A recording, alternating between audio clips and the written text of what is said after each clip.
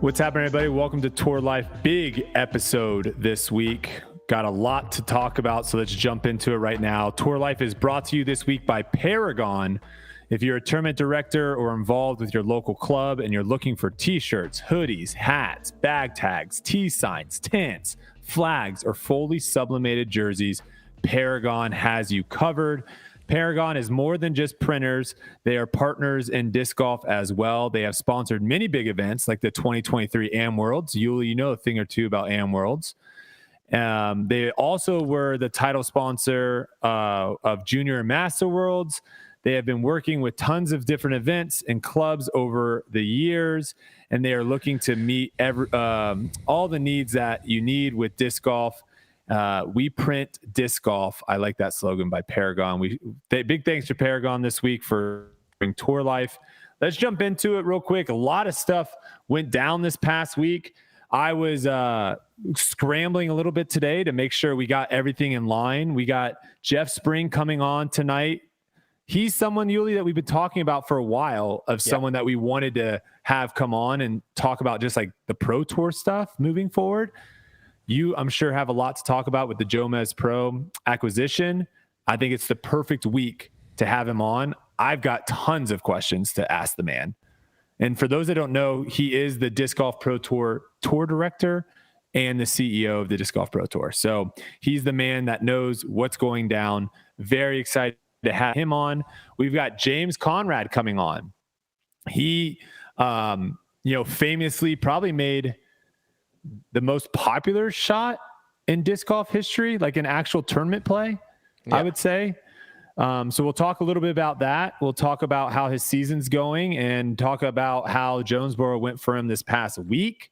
Then we also will get a little bit more into the Jonesboro Open recap. We might have a special guest come on as well for that, and a few other things at the end of it, and then we'll go through our picks, and that will be it. So tons to get through. We'll have James coming in at the top of the hour. First off, Yuli, how are you doing? How was the golf game?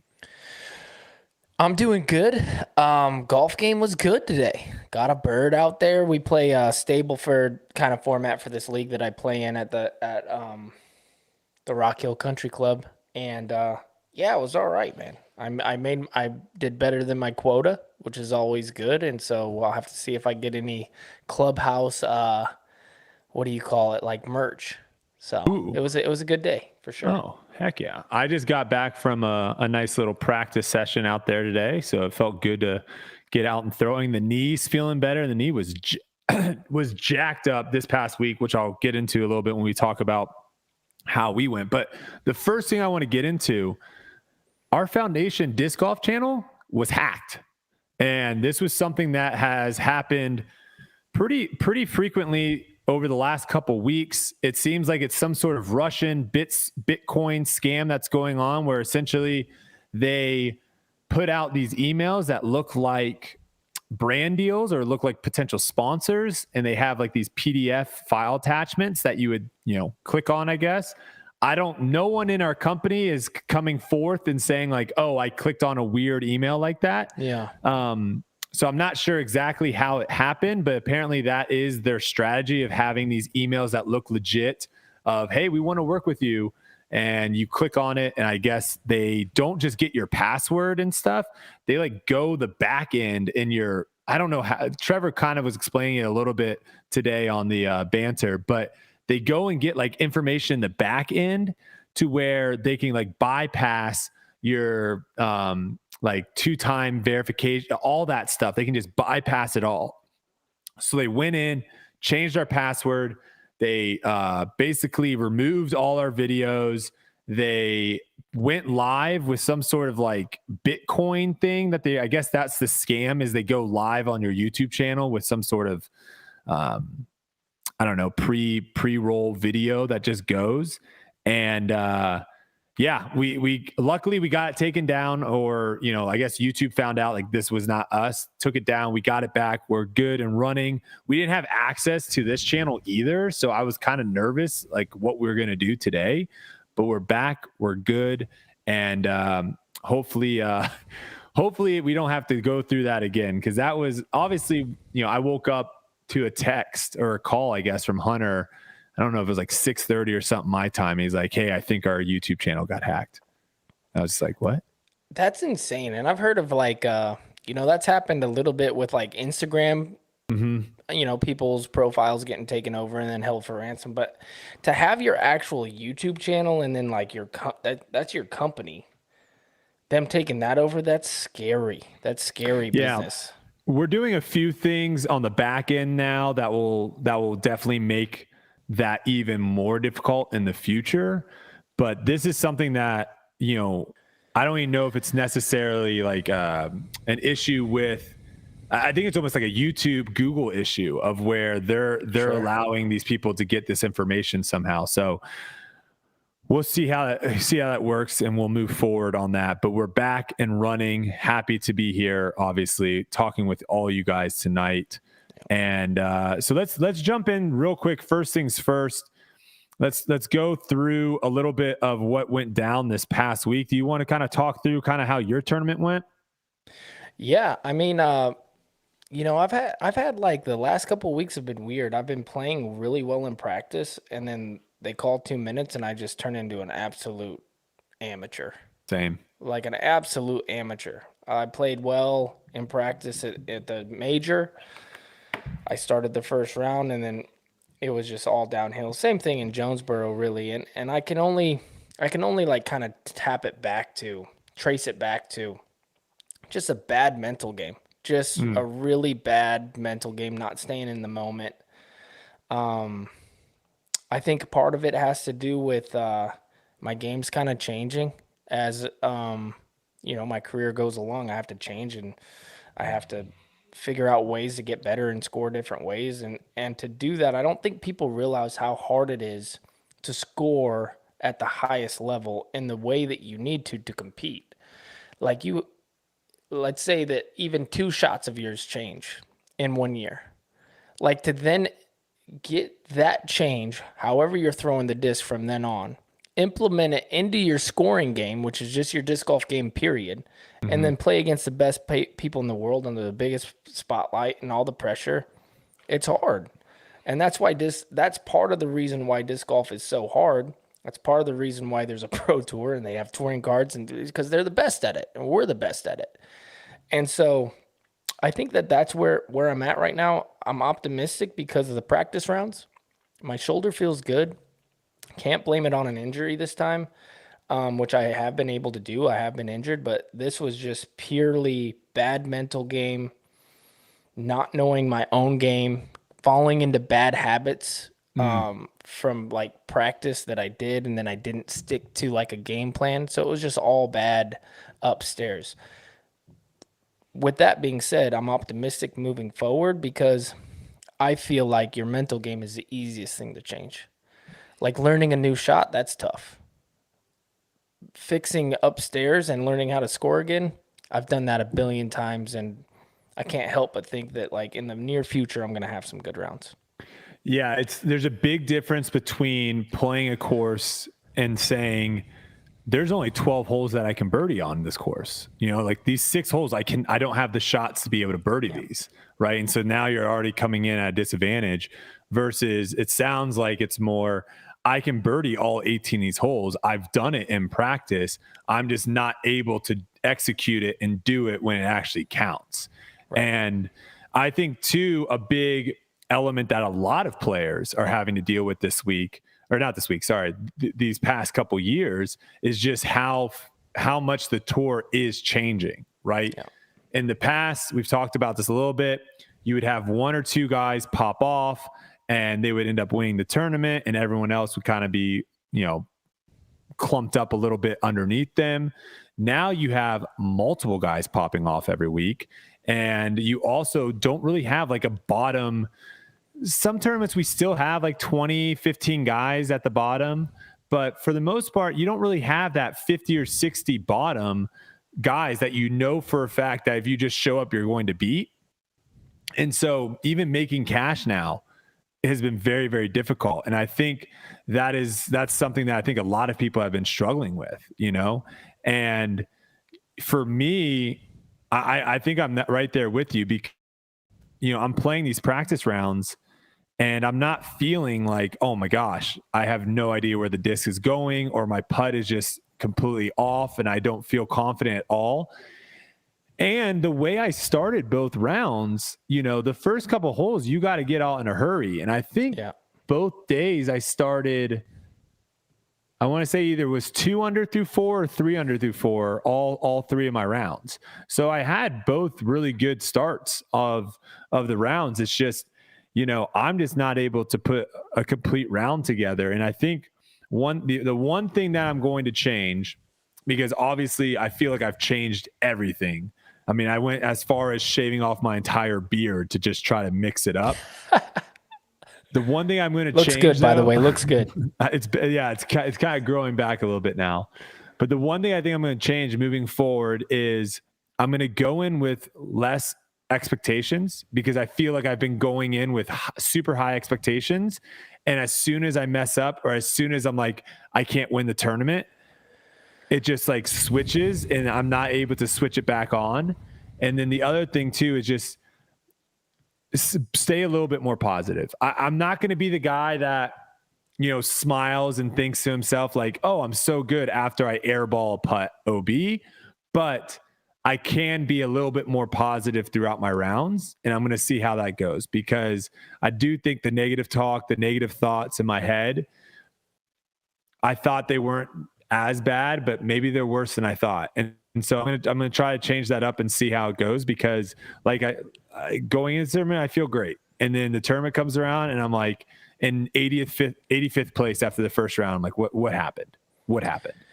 Right. And there's a big difference too between, like, I have a game that I can go out there and I can play a certain game and I can cash every time and I can get 40th. You know what I mean? And have that game plan, but I'm not going to win with that. And I'm not the type of competitor that's going to go into a tournament without that drive to be the champion. And so I think that people don't really realize that, as well as there's levels to it. You know what I mean? And since at one point in time, like, I was in contention for a long time for big tournaments, that's there. I'm not going to give that up. I would rather take 70th every single weekend than go in and take 30th and 40th every single time and maybe pop off for a top 10. I'm trying to build a game that can compete against the best. And in order to do that, especially now, in order for me to do that, it's going to take a lot of failure. Just like it did for me to get even on the tour and then to win tournaments. It's going to take a bunch of failure of figuring stuff out, figuring a way to score.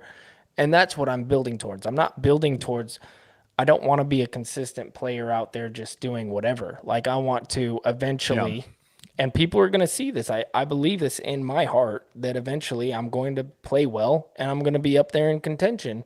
And it's not because I was like, oh no, I'm fine. I can take this game, lay up here, take a bunch of pars, a few birdies, and get, 40th to 30th to 25th. That's not me. And that's never going to be me. And that's what, I'm proud of myself for that. And that's who I am. And really, disc golf really it can't be like that, right? There is not enough money in disc golf for you to be, unless you obviously are you're more well established than most of the people on tour. Right. But people coming into the tour cannot have the mindset of like, oh, I'm just going to try to cash.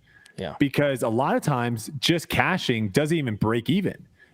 I think some people kind of forget the lifestyle, or like the fact that a lot of these people are on the road and they have to pay for gas. They have to pay for tournament entry fees. They have to pay, they're eating out probably more than they probably would just because of the lack of kitchen or whatever it is, living in their van. There's just a lot of expenses that go into it. So if you do have that mindset of like, oh, I'm just going to try to cash, you're not going to probably be on tour very long. Right. And so, people that have maybe outside money can come in and be a little bit more, I guess, less aggressive in that way. But you're watching these guys play.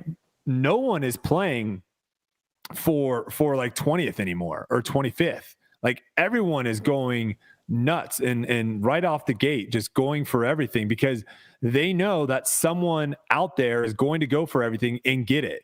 So if they don't go for everything, they are going to lose in the majority of these tournaments, especially Jonesboro, which we'll get into with how that course is set up and maybe some things that I would love to see them kind of change in the future. But let's jump into the leaderboard here and take a look a little bit. We'll go FPO first and take a look at that. So Kat Mertsch takes down the tournament in a playoff against Haley King. And this seemed to be kind of a back and forth affair. It looked like, surprisingly enough, the hole that really kind of ended up deciding it for, not really deciding it, but a hole that shouldn't have been that interesting, hole 15, the little dinky par 3, was very interesting for both MPO and for FPO because Haley made like a 45-footer. She was pin high on the right and just made a huge bomb putt for birdie to kind of keep herself in it. But looking down the FPO leaderboard, the first thing, I want to give Kat her due, and I want to talk more about it. But the first thing I want to talk about is you got to look down quite a bit to see Kristin Tattar, which I thought was a little surprising. Were you at all surprised with how Kristin played this past weekend? Oh, without a doubt, especially from last week, that's all we could talk about was how dominant she was and how good she's been playing and how could anybody beat her, and she's head and shoulders above everybody else. And I get it. People have off weekends. That happens all the time. But in this capacity, like to be down there, the only thing I can say is she was 7 off the lead. This is going to push the confidence of the FPO field to a whole new level because now they see, hey, she's not just going to kill us every single weekend. You know what I mean? And they're going to go into the next weekend with a high confidence of being like, no, I could win this tournament.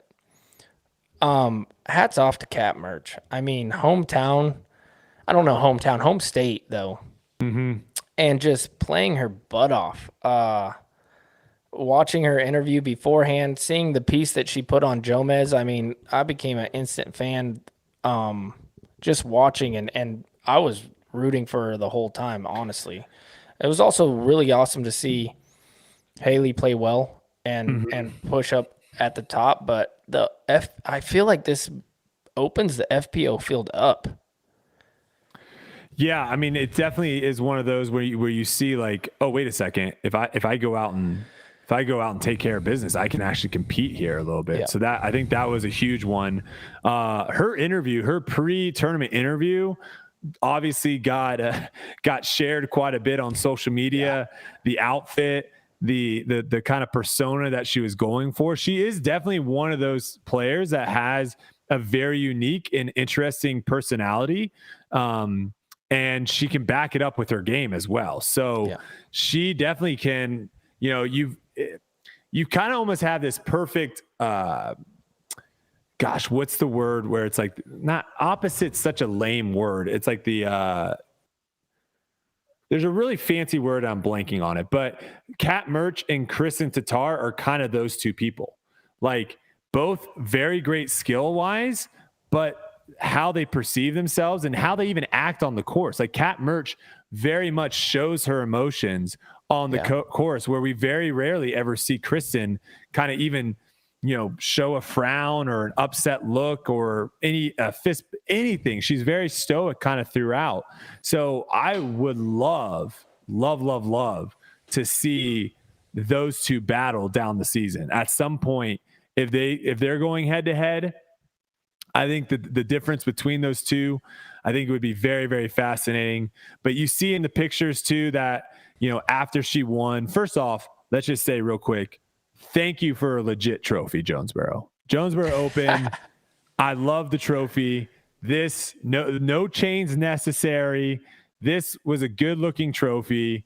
I liked it a lot, but like just her expression after she won, her excitement, the passion. This is someone that truly loves disc golf and someone that feels like, she talked about how, she feels like a big win is coming. It just happened to be the week that she said it. But this is someone that you can tell throughout her last couple years has been building up to this point, and it's finally kind of gotten over the hill and has pulled it off. And now we've seen that happen twice, now with Kat and with Sai this year. And it'll be interesting to see if we see it more often. But like you said, we're getting more people kind of with that confidence of like, wait a second, I can go out and win this thing. She also was the only player to eagle hole 14, which is that very difficult long par 3 for the MPO downhill where the basket's coming out of the log. Only player to eagle that. She threw an incredible shot on that. I don't know if we have the video that we can play of her interview, Silas. If we have that, I would love to throw that on there because I think it was one of the... Welcome back, everybody. We have Kat Mertsch sitting here, or Macho Man Randy Savage. Is that who you're trying to channel this week? Oh, yeah, brother. I'm not getting there's something audio to on that. that. I think last week you came up to me at the Champions Cup, and you looked at me very serious in the eyes, and you told me, I'm going to get one of these one day. I'm going to grab myself a major championship. And there was some serious confidence when you spoke to me. Are you trying to channel that confidence this week? Is this the beginning of a new chapter? I'm trying to channel that confidence every single week of my life until I die.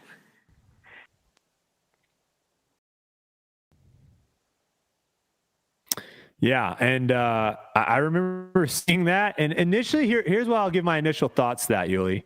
Initially, I was like, I don't know if I like this. Just being honest. I was like, I don't know if I'm a fan of this. This doesn't look, is this the look that we wouldn't want to go for? But then I was like, you know what? I'm okay with it. I think this is one thing that can definitely separate from golf, right? Like, I don't think we have to try to go down the same path that golf goes down for everything. And to me, having some people be a little bit more out there with their personalities, I don't think people should be held back. And here's the thing. That is Kat Mertsch. I don't think that is like an act. I don't think she was like, I'm going to go out of my bubble and do something I'm uncomfortable doing. Like, that was something that I think she was just on board with. And I think that's fine. I think some people are going to love it and some people are going to hate it. And I think we need more of that. I think we need more people to being a little bit more themselves and putting them out there versus everyone just trying to be the same person. Does that make sense a little bit? Yeah. The thing about it is in sports in general, in order to become a fan of something or somebody, most of the time it's because you get a little glimpse of, like you said, who they are. And then you can relate. And I mean, like you said, we saw that. And so a lot of people are going to be like, hey, I like that. And some people won't. But guess what? There's other people. That's why we're fans of all kinds of different people. Like, I might like Tiger Woods. You might not like Tiger Woods. But there's something that connected me with Tiger Woods where I'm like, well, I don't care. And that's sports. Well, this is an individual sport, right? Exactly. Like, you know, if this was a team sport, you're going to have some people play on the team that you're like, I don't really like that person. Yep. But you love the team, so you're going to support the team. This is an individual sport. It is fine for you to not like the 19 out of the top 20 players in the world and only like one of them. Yep. As long as you're tuning in and watching, that's all that matters. As long as you're enjoying it, that's all that matters. I don't think we want to create cookie cutter players. I just don't think that's a good idea. So the people that are like, I don't like this person, that's fine. But I saw a little bit of pushback in myself too. My initial thought on it was like, I don't really like this. I thought about it some more. I don't mind it. Good. She's being herself. So I like it. We talked a little bit about Kristen Tatar struggling and how that was very interesting. I don't want to go too much into the course because I want to do that maybe after Conrad. Before we go on, we got to talk about Aria. Yeah, that's what I'm saying. I want to go down the leaderboard a little bit now. We talked a little bit about Haley, and some people thought I forgot she did win a major last year. I didn't forget. that she won a major last year. I think when we watch Hailey King play, I think we look at her playing style and think her skill level, her result should be way higher for what her skills are. I think that was kind of the argument. Julie, talk real quick because I want to make sure my dog is not locked in a door. 1 second. No, so like to piggyback off of what Brody's saying, I totally get what he's saying. It is Hailey King's skill level is top notch. That's why she won the major. That's why she won the U.S. championship, is because she's that good. And we're just waiting for her to get the consistency to be that good always. And it's there, and it's going to happen. Like, she is too good of a player. You see these putts that she's making? Nobody's making the putts like that, really. They're controlled, little Anheuser in the wind, fearless. Like, this is literally the type of player that figures it out and then just dominates because there's no fear. And I hope we see that moving forward more often, obviously.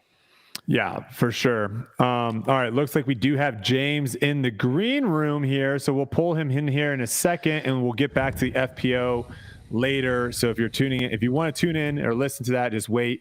But we got James Conrad, who I don't know if he just got off the mountain pulling some rocks or what happened, but I got to first ask James, where the heck are you? Oh, you might be muted. We're not getting audio size from James here. 1 second. Okay. Do you want to put him back and let us know when you can hear him? Okay, sweet. All right, well, this will give us a little time to introduce James here.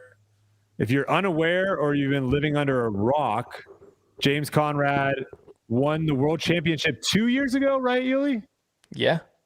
2000. Also won USDGC. So he's a two-time major winner and potentially has one of the best backhands in the game.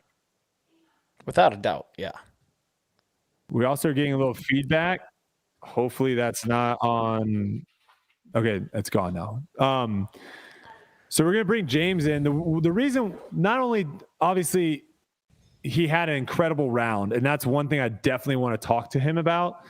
But James, I think, embodies the, would you say, like kind of old school kind of disc golfer? Would that be a fair assessment? I mean, yes. Yes. Oh, I hear you, James. We got him. Okay, we'll throw him in here. Hey, it's technology and it's very weird, and sometimes we just have no idea what happens. But turn it off and then turn it on. Bam! Yeah, works every time. The blow into the cartridge and then put it right back in. All right, so James, my question was, where currently are you right now in the world? Yeah, we're actually in Gallup, New Mexico, and yeah, we've kind of been slow rolling our way across the country. It's pretty easy to take our time in the bus. It's not too easy to go fast, so we've just kind of been embracing that and taking our time. I think we're going to hit up the what's it called, the Petrified Forest National Park tomorrow. It's just across the border in Arizona. Looking forward to that one for sure. My hometown, man. Love it. So when you're obviously going from Jonesboro, Arkansas, out to the West Coast swing, when you're making that trip, do you have a plan in mind of like, okay, we're going to do this in 3 days, this, or do you just kind of, hey, this is a sweet spot, let's stay here an extra day? I feel like we kind of split the difference. We definitely try to make some progress each day. And then if we're in a really cool place or the weather seems perfect, we might take a little longer pit stop than we might have expected. But our goal on this drive, it was kind of like, it was about 30 hours total. So I figured I'd give us about 5 days to do it, about 6 hours in the car a day. Not really push ourselves too hard on the driving, but that gives us time to where each day it's not like, okay, all we're doing today is driving, because that gets old pretty quick. How much practice are you getting in kind of in this off week? I don't have too much on the agenda, to be honest. This last month or so was pretty much disc golf every single day. So I feel like giving my body a little break and just focusing on the driving and getting a nice little mental reset will do a lot more for me in the coming weeks than trying to grind out some practice on just some random courses throughout the country. Makes sense. All right, Yuli, unless you have kind of anything background, I kind of want to jump in real quick to Jonesboro before we get into some other stuff. Is that cool with you, or do you got something? No, let's do it. Okay. My first question is, how in the world do you go from shooting what I am, again, I'm very young, new into disc golf, so this could be a crazy take and people could be like, oh my gosh, you're an idiot. I'm calling it potentially the best round on the Disc Golf Pro Tour. And I will back that up with some evidence of why I think that.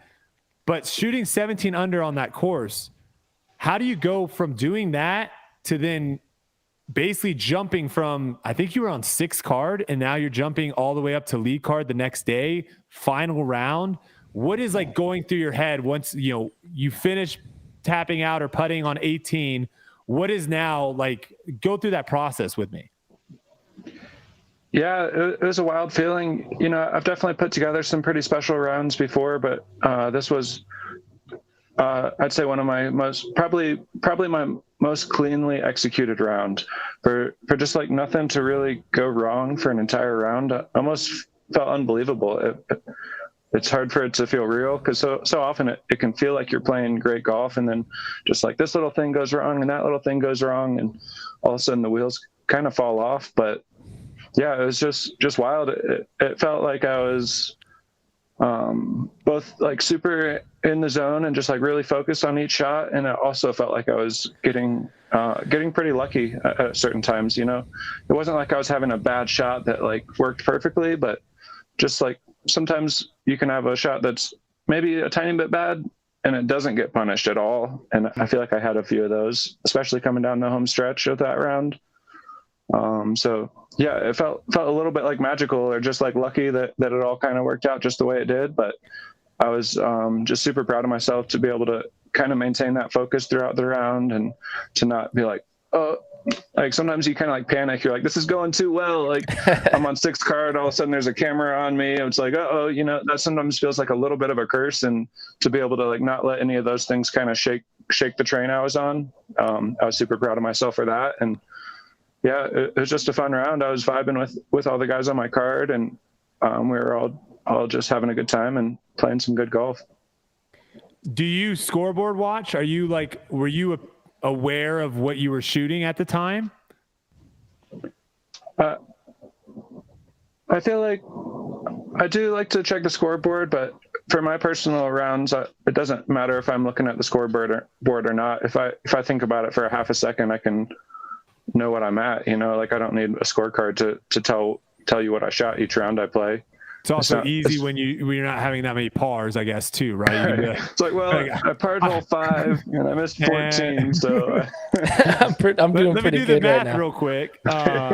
What about rolling into 18 and now you've had the camera on you for a while? I'm sure your card mates got a little quiet and they just they tried to stay out of your way and let you kind of groove, because everybody knows that something special is going on. But then you get to 18, and 18 is just such a tough hole. I mean, you almost gotta catch a little break to get into the right spot.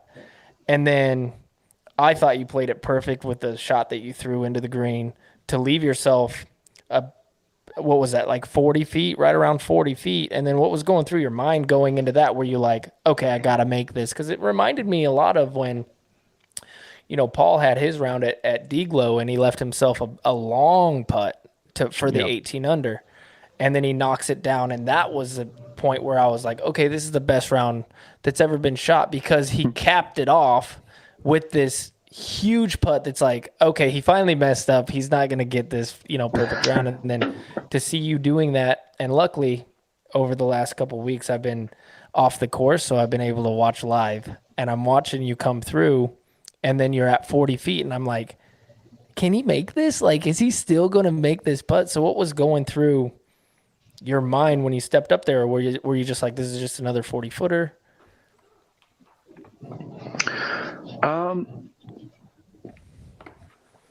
Yeah, I obviously wanted to make it. I felt like 18 was one of those I mentioned earlier where I felt like I got a little bit lucky. Like, to me, the perfect drive off 18 is going to be like quite a bit of hyzer with a flippy driver that can beat all those trees and then start working its way to the right.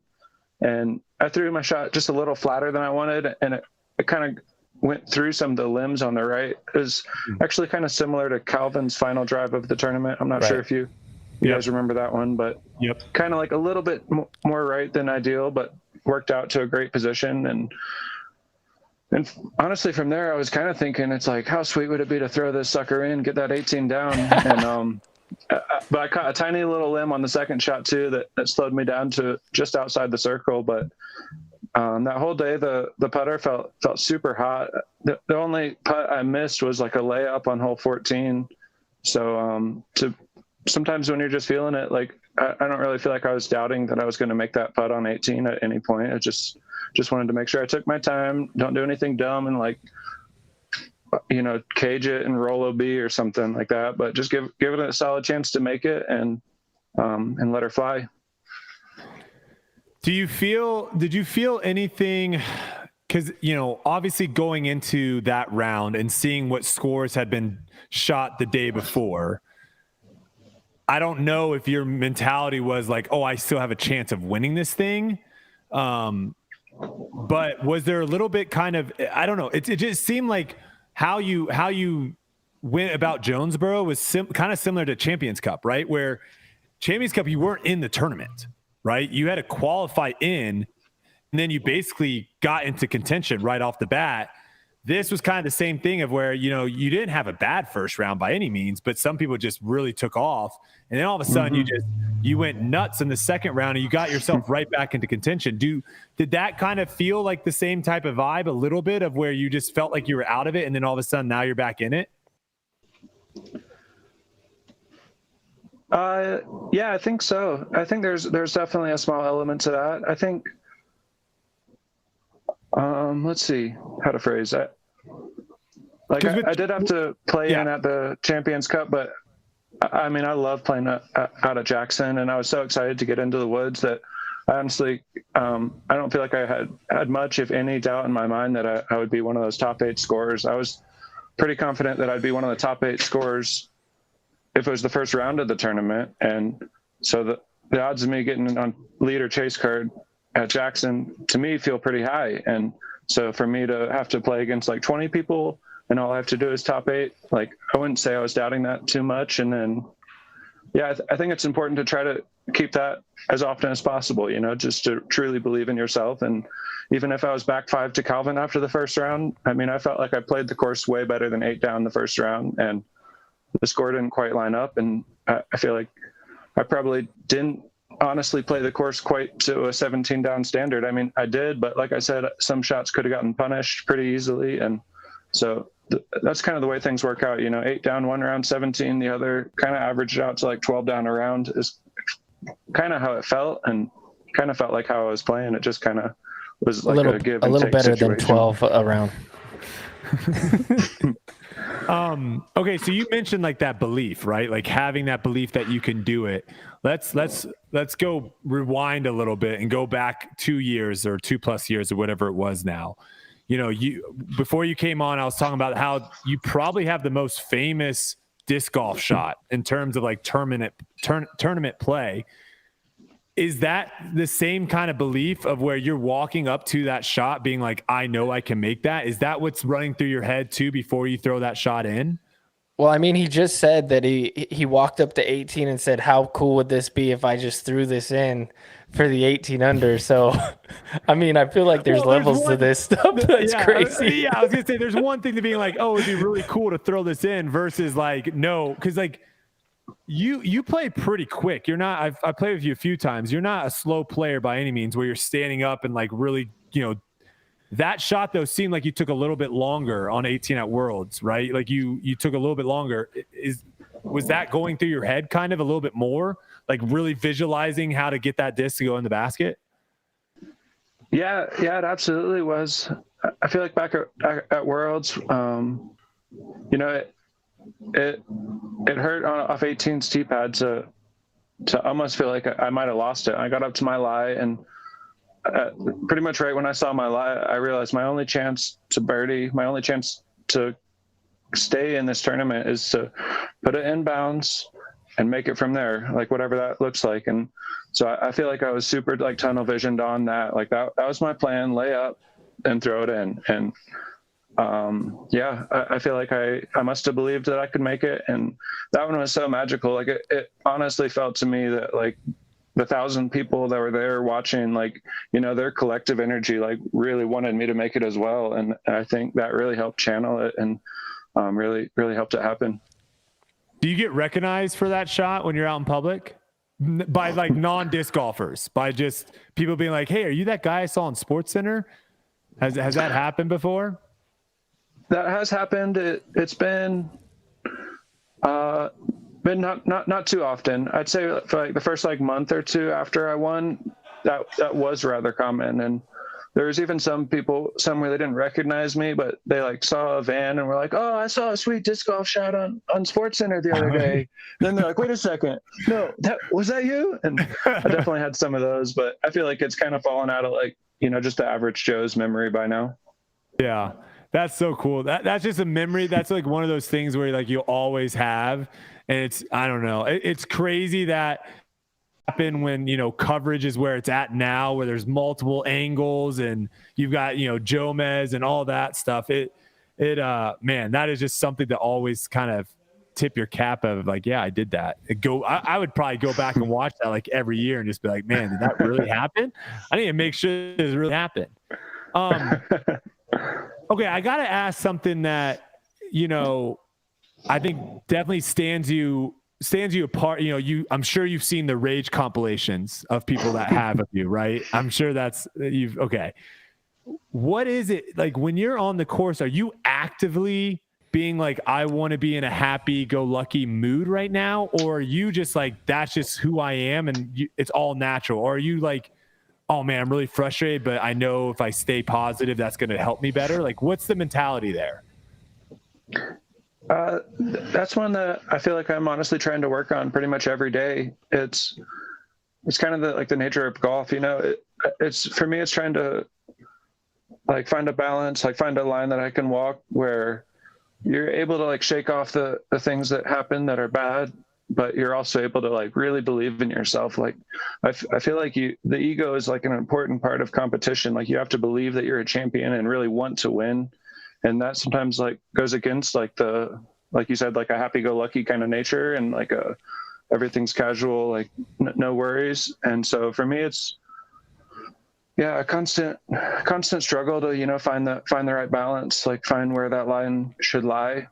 And I think that people's perception of me is probably different than, I don't know. I think I do get more angry at myself and more upset than a lot of people might realize. Like maybe I'll just like kick a little branch or something and like that's my release, but that anger might be like super strong in that time. It's just like not as necessarily as loud as other people's.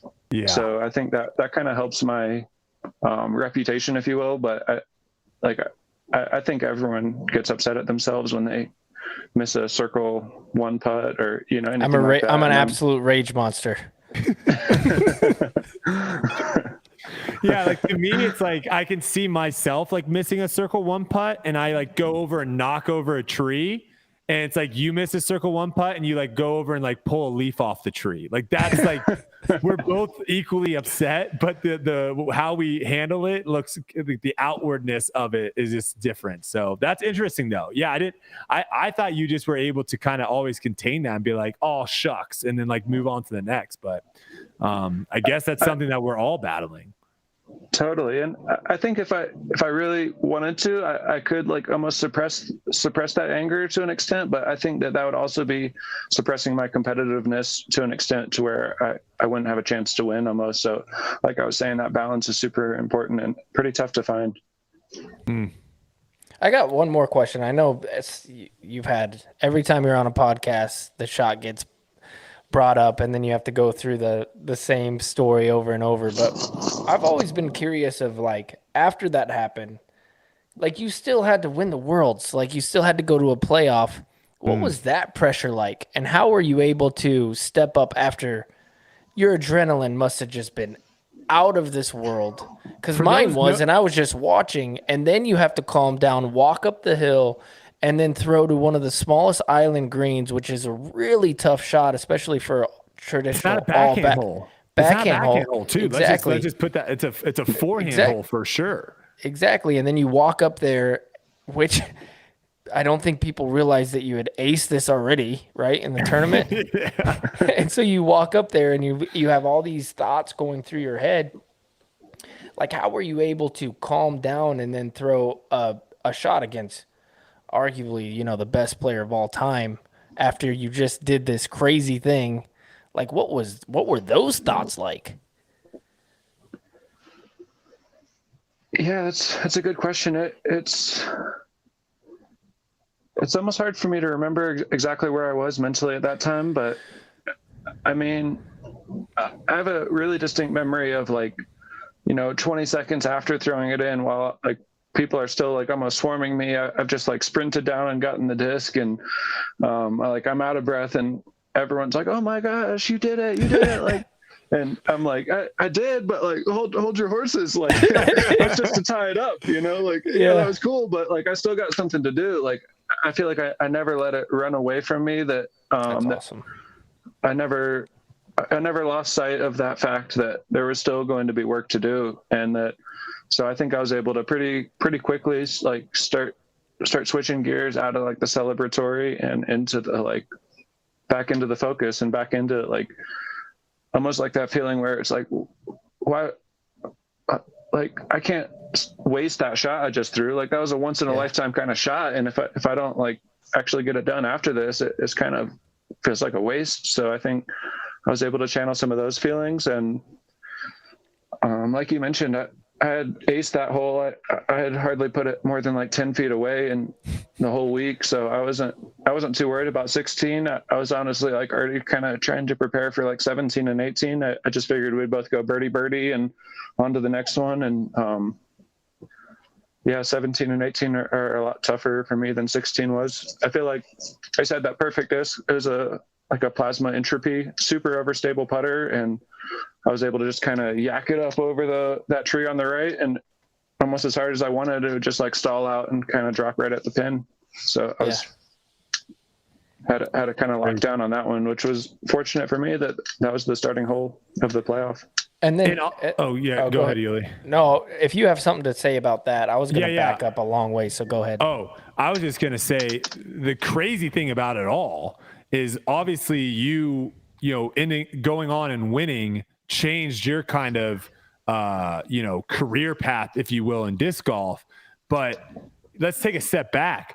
If you don't go on and win, you know, if we're not just looking at you internally, disc golf does not get the exposure it gets. I don't think that shot known as much as it did. I don't think people talk about it as much as it did. If you go and make that shot, yeah, great shot, but you end up losing, that's not a story that really can be told as well as, no, the dude made the shot, got in a playoff, and then won the dang thing. Like, that's just kind of staying back and looking at it. Like, I know a bunch of people were probably very thankful that you did that just for disc golf, because I just think the story would not have been as big as it was.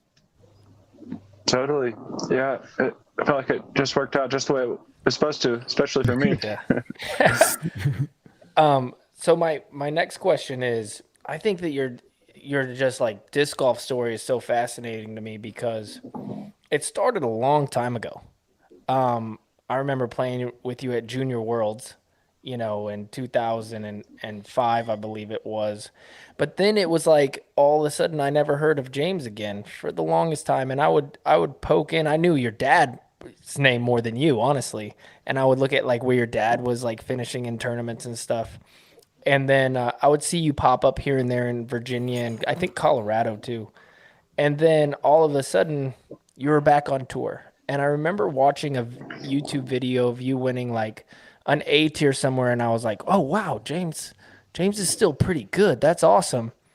Fast forward a little bit, I remember watching you kind of come into the tour and play pretty good here and there, but never really like that solid household name for a while. And then all of a sudden, it was like you were there and you were in contention. And now, you've made the most famous shot ever. You just shot 17 under. I want to ask you, do you think that there's more people like you out there, just crazy talents that we just haven't even seen? Because we see kids come up and we can see them from a young age at, like a Gannon Burr, who's just like winning junior worlds at 13, and then we see them progress all the way up until now, and they win AM worlds, and then all of a sudden like Anthony Barilla and those guys, and they're here to stay. But for you, there was like a dull point in your career, and then now all of a sudden, I can't help but think, if you were here the whole time, how many tournaments could you win? And do you think there's more people like that we just haven't seen, that there's just talent out there, waiting? Yeah, that's a good question. I think there definitely have to be a lot more people out there that had committed to like playing disc golf more full time, that would have found success the way that I have. I think that's going to become a little bit more rare. Like these days, we are seeing guys like Gannon Burr that are 15 years old, and they're seeing the entire pro tour go on, and they're seeing these guys do things, and they're like, hold up, I think I can do that too, But when I was 18, I didn't even think I watched a single YouTube video of disc golf, and I didn't really even know that there were guys making a living playing disc golf. Like I know some guys' names, and I'd like look at who won the bigger 8-tiers and stuff, but I just like wasn't even really aware of the disc golf, like the pro scene, and never really had it in my mind that was an option. And so it wasn't until like 2016 that when the disc golf pro tour was announced, that I was like, maybe this is actually worth like trying to tour, not just like go be a little weekend warrior here and there. And once I went on tour, I honestly, like the lifestyle hooked me as much as the competing did, and haven't looked back since. So to circle back to your question, like I bet there's a lot of people in our generation that like if they had committed to going out on the road, I think they could have made it on tour. They could have been big names in the scene. There's crazy talented golfers, and then there's also, it's just such a mental game that there's anyone that just really thrives in competition, I feel like could have made something of themselves in disc golf if they were good at the game and had that mental capacity to like actually thrive under the competition. But I think more and more these days, with how much media there is and how transparent the pro tour is and all that there is a lot more room for people that's to see it and be like, I want to try that, and to come out here and do it. Yeah, that totally makes sense. I feel like you're just an outlier in that regard, to where, the talent was just there the whole time, and then you just step on the scene and now you're a U.S. champion and a world champion, and you just don't see that, and that's just amazing to me. So hats off to you for being able to, take a chance and I was gonna say, do what you've done. Quick question on that, James. Did you have like a backup plan, or did you have money saved up? Did you have something to where when you made the decision in 2016 to go tour, were you like, oh, if this doesn't work, I'll be fine? Or were you like, did you have to take some risk in like, I don't know what's going to end up happening here? Yeah, a little bit of both. I was like working, nothing fancy as far as a job goes. I was like working receiving at a university, so like unloading trucks and stuff like that. And the summer is obviously pretty slow at a university, so I was able to take like a 3-month sabbatical, kind of like unpaid leave. And I knew if after 3 months I was like, yeah, this like probably won't work out too well or anything like that, I could have picked my job right back up kind of where I left off. But yeah, I didn't have like a huge safety net. I feel like I definitely had the privilege in the fact that like my parents would have, let me crash in their basement if need be, something like that. But yeah, I wouldn't say I had like a huge safety net. And there definitely felt like there was times when the bank account was getting pretty dangerously low, and I feel like that sometimes was able to like motivate me to really buckle down and have some solid finishes, get a little more gas money and stuff like that. Yeah. The fear of failure is a real thing too. And that's something that I think holds a lot of people back. It's a lot easier to kind of sit back and be like, oh, well, like, yeah, if I went out and tried to do this, I would be successful. But actually going out and doing it is scary, because then you put yourself out and, well, what if I don't do it? Right. So that is a real thing. All right. I got 2 quick questions and then the fan favorite question. First one is, give me your ideal tee pad. Ooh. The James Conrad approved tee pad. I think my absolute favorite is like a kind of like a fresher turf tee pad that's pretty firm but turf, and I'd like 20 feet by 10 feet would be pretty sweet, but that's asking a lot. I'd take like 15 by 8, something like that, and as long as it's not like up on a crazy platform where I can't take a couple steps to get onto it. Yeah, I think that is one thing that's kind of nuts with some of these tee pads we have, is the drop off after the tee pad is like, even for people that don't have as maybe an aggressive follow through as you, that's still like something that's scary, of where you take one misstep and all of a sudden now you're like falling off a platform. Yeah, I'm with you on having definitely like, let's make it like, it's one thing to make the tee pad a certain length, but let's make sure that the end of the tee pad is like safe for people to like step off of, if you will. Totally. Okay. And then the second quick question is, will we ever see you cut your hair? I trimmed it just like a week ago, but like, what would have happened? What would have to happen to have like a James Conrad buzz? Or I guess the question is, when was the last time you had short hair? Oh man, no hair. That'd be pretty scary. I think I had short hair back in high school. I feel like when I was about 18 years old, I kind of started to grow it out, and I haven't had short hair since then. I think if I like really start going bald, I'm not sure what the cutoff would be. Like when I'd just be like, nope, there's not enough left and it's got to go. But I think shy of that, I don't see myself having short hair again. Okay, nice. I wish I could grow longer hair, but my hair, like when it gets a little bit long, it just poofs up. So like it gives me like an afro. Not a good look for me. Not a good look. All right. So I don't know if you've watched the show, but something that we all love to talk about is our biggest pet peeves. And I'm sure we kind of talked about one a little bit with maybe some tee pads being way short and whatnot. Is there anything else that, you get to a course, you're playing with a friend, whatever it may be, is there anything that kind of, gets you a little ticked?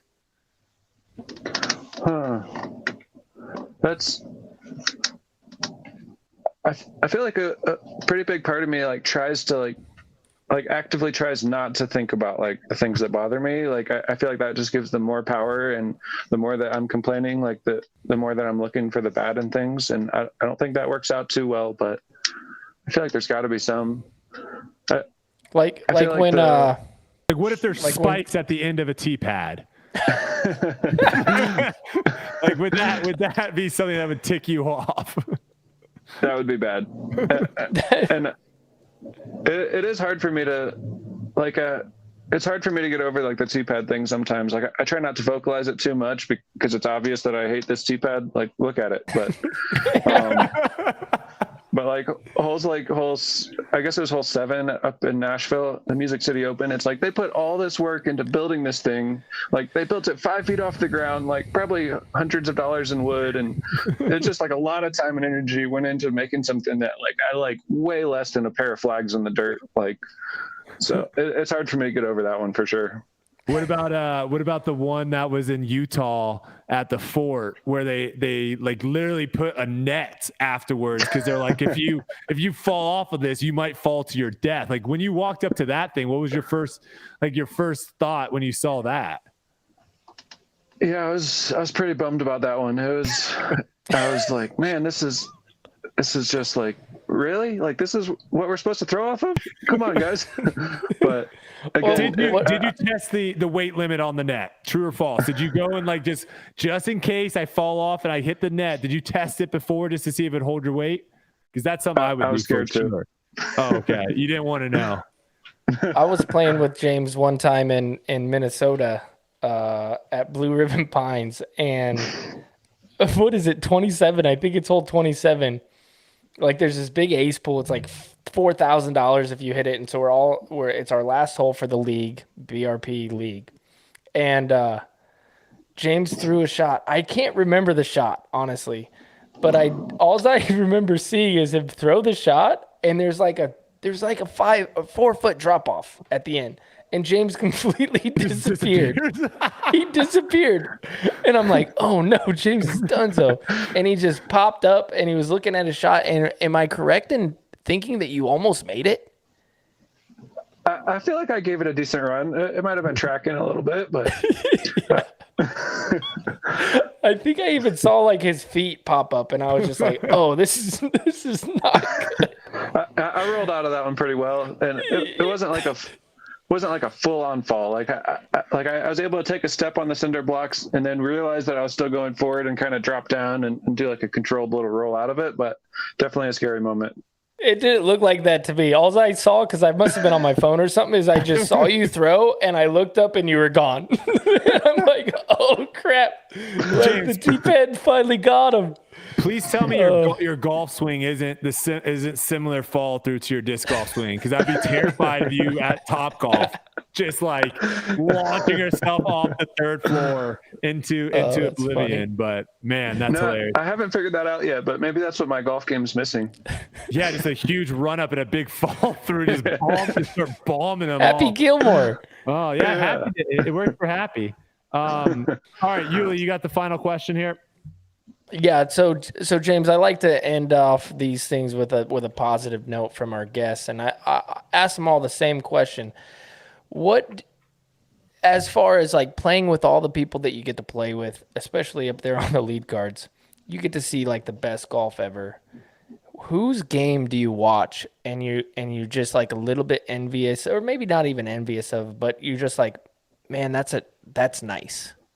Like, that is like a beautiful game. Like, who is it that strikes you as far as like watching and you're like, man, that game is just so good? I feel like there's kind of a lot of them. I mean, I'm like amazed by pretty much anyone that throws a good forehand, because I've been playing for close to 30 years and I can't figure that one out even a little bit. But as far as like just straight up backhands, just playing the other day with Eagle, it just blows my mind. He takes these like soft little like controlled steps and then just absolutely explodes and just like throws it so much harder than I could ever even imagine throwing. And it's pretty amazing to watch. It's a special thing. Albert Tam's like another guy too, that the slowest, him, Tristan, these guys that just have like sloth ups and then is, I mean, it goes nutty. So totally, that's crazy. But I can throw pretty far, but I feel like I gotta run into it. I gotta freaking jump through it. I gotta give it everything I've got to like push like 550, you know. And these guys are just like, make it look so casual and just boom. And I don't think I got last question. How are you going to feel when you see like baby James Conrad, like someone that has very similar form to you 20 years from now, 30 years from now, you're sitting back, you're retired, and you see this guy out of nowhere and you're like, that guy throws like me. Like, how is that going to feel? Because it's going to happen. There are kids for sure that are trying to emulate kind of your throwing style. So what's that going to be like for you? Man, that'll be cool, I guess. It'll be a little bit like, what are you doing? Like, don't you know that there's other guys that have this form thing down a little better? But I think it's definitely unique to each person's body. Like, you know, what exactly works. Like, I think there's a potential I could maybe throw better if I was like trained with proper form, but there's also a potential that I'm kind of doing the best with what I got, you know? And so I think I'd have a good time watching someone throw like I do. I think that'd be fun. You've won 2 majors. I think what you're doing is working. So, Totally. yeah. All right. Well, that's all we got, James. We really appreciate you taking the time out of your day. I know you're a busy man right now with the travels and everything. Safe travels to the West Coast. We look forward to seeing you out there in California. And thanks for your time tonight. We really appreciate it. I know everyone really enjoyed listening to you. Awesome. Yeah. Thanks so much, guys. Good chatting. Yeah, all right, James. Take it easy, brother. Later. All right. James Conrad, ladies and gentlemen. Yuli, I'm very happy that we're doing this show, man, because, James is one of those dudes that I see all the time, and I wish I could have like a conversation that we just had, but I never do, I don't know why, but I don't. And I'm glad we have this show because now this gives me like an excuse to actually do it, and I like it. Talking to him is awesome. Well, not only that, but everybody gets to see it. You know what I mean? And I think that's a beautiful thing about this show is we get to ask some questions that everybody wants us to ask them. And then one of the things that is blowing my mind with this whole thing is I thoroughly enjoy listening and learning to the answers that these people give us. It's a crazy experience for sure to just kind of dive into that world champion, U.S. champion with like questions that I've thought about and I'm sure other people have thought about. And then the answers that they give are just so simple and genuine. And I mean, there's a lot of similarities with all of them, but they're also different. And it's amazing. The pet peeves answer was the most James Conrad answer. I saw that coming from 1,000 miles. Same. Just like, well, I try not to focus on things that annoy me because that gives them more power. So, all right, we are trying to get Jeff Spring on here in a second, so we'll throw him in as soon as he jumps in. I initially was like, hey, you can come on at the top of the hour, right? I was like, you can come on. We're going to have James come on at 9, so you can come on at like 8:30. But then once I started like actually writing all the questions I wanted to ask him, I was like, yeah, you should probably come on after because I don't know how long this is going to be because I just have so many things. And the one thing I'll say too is I don't really have an agenda with the Disc Golf Pro Tour, right? Like they're not Jeff Spring isn't my boss. He doesn't directly pay me. So I really can just ask whatever I want. And I think, some other podcasts that have had him on, it's difficult. I know Terry has kind of talked about this a little bit on Smashbox of where, he's employed by the Disc Golf Network. And so they kind of have, I wouldn't want to say, because I feel like they do a decent job, but obviously there's conflict of interest a little bit, right? Yeah.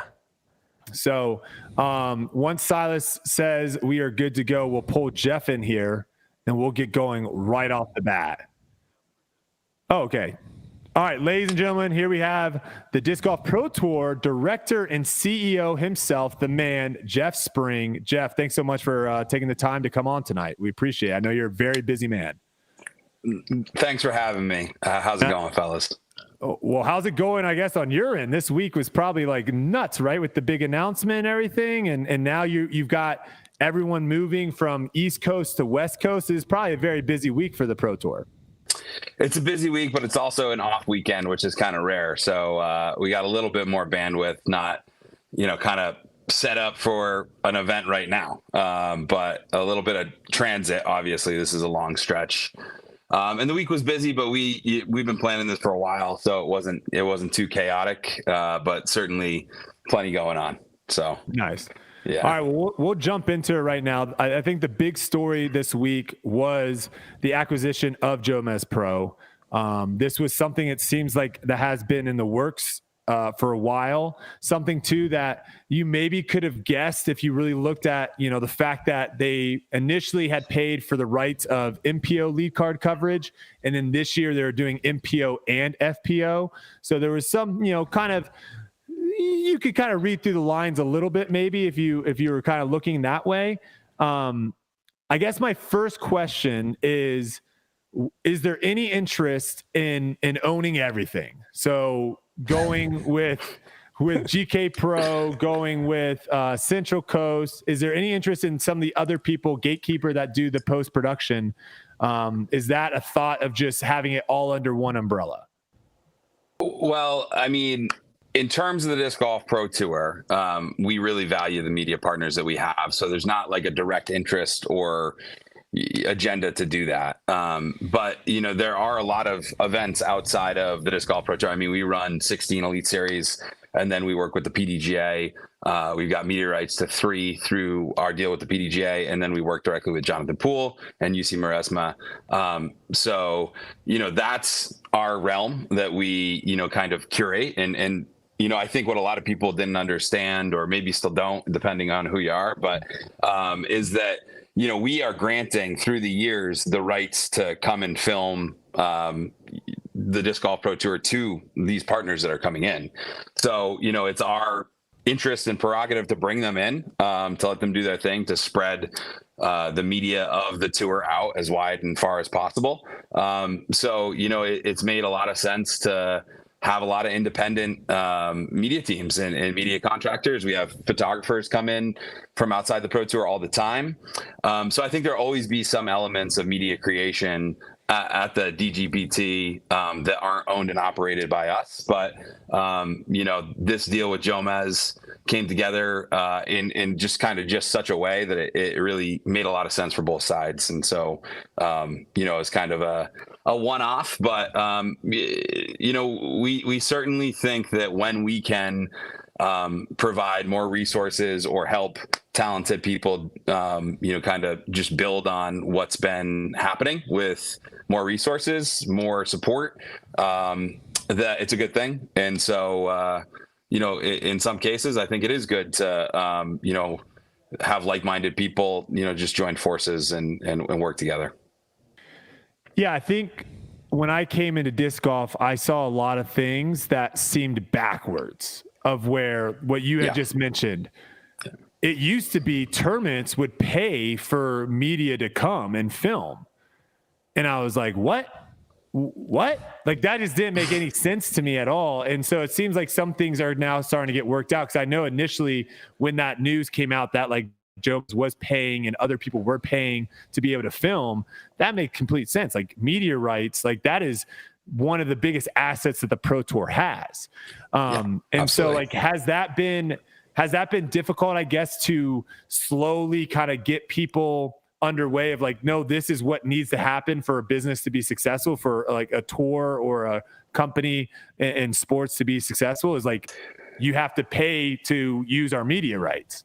Right. Yeah. I mean, it's definitely kind of been one step at a time, sometimes 2 steps forward, 1 step back. But I think we're moving in the right direction in terms of, kind of what works and what's successful and what makes, professional sports tick. And I mean, we're an outlier in disc golf because, a small percentage of the players are working towards being professionals, and even a small percent of the industry typically has been working towards supporting the professional game. And so I think that percentage is growing, and it's certainly, an exciting time to be in disc golf because of that.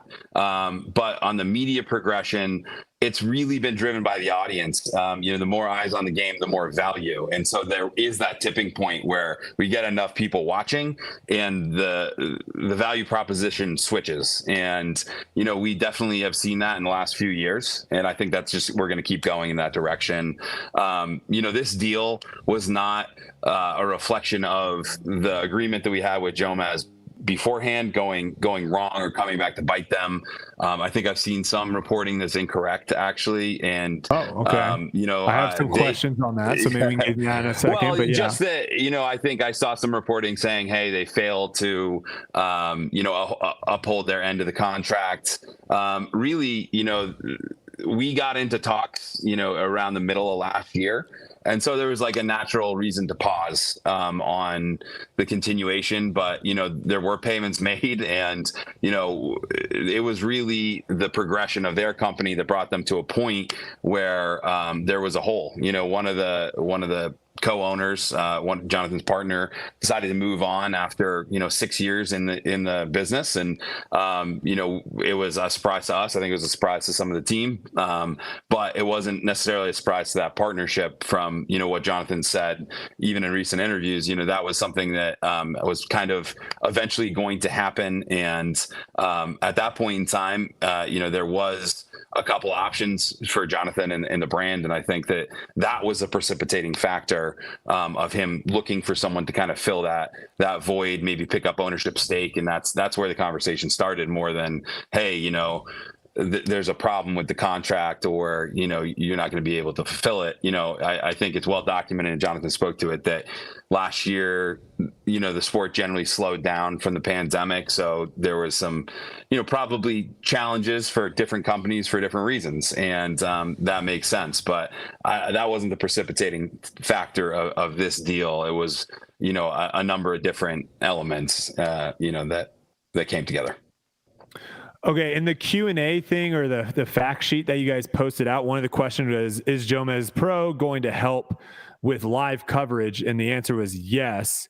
What can you expand a little bit on what improvements we're going to be seeing, kind of, that now having JomezPro under Disc Golf Pro Tour?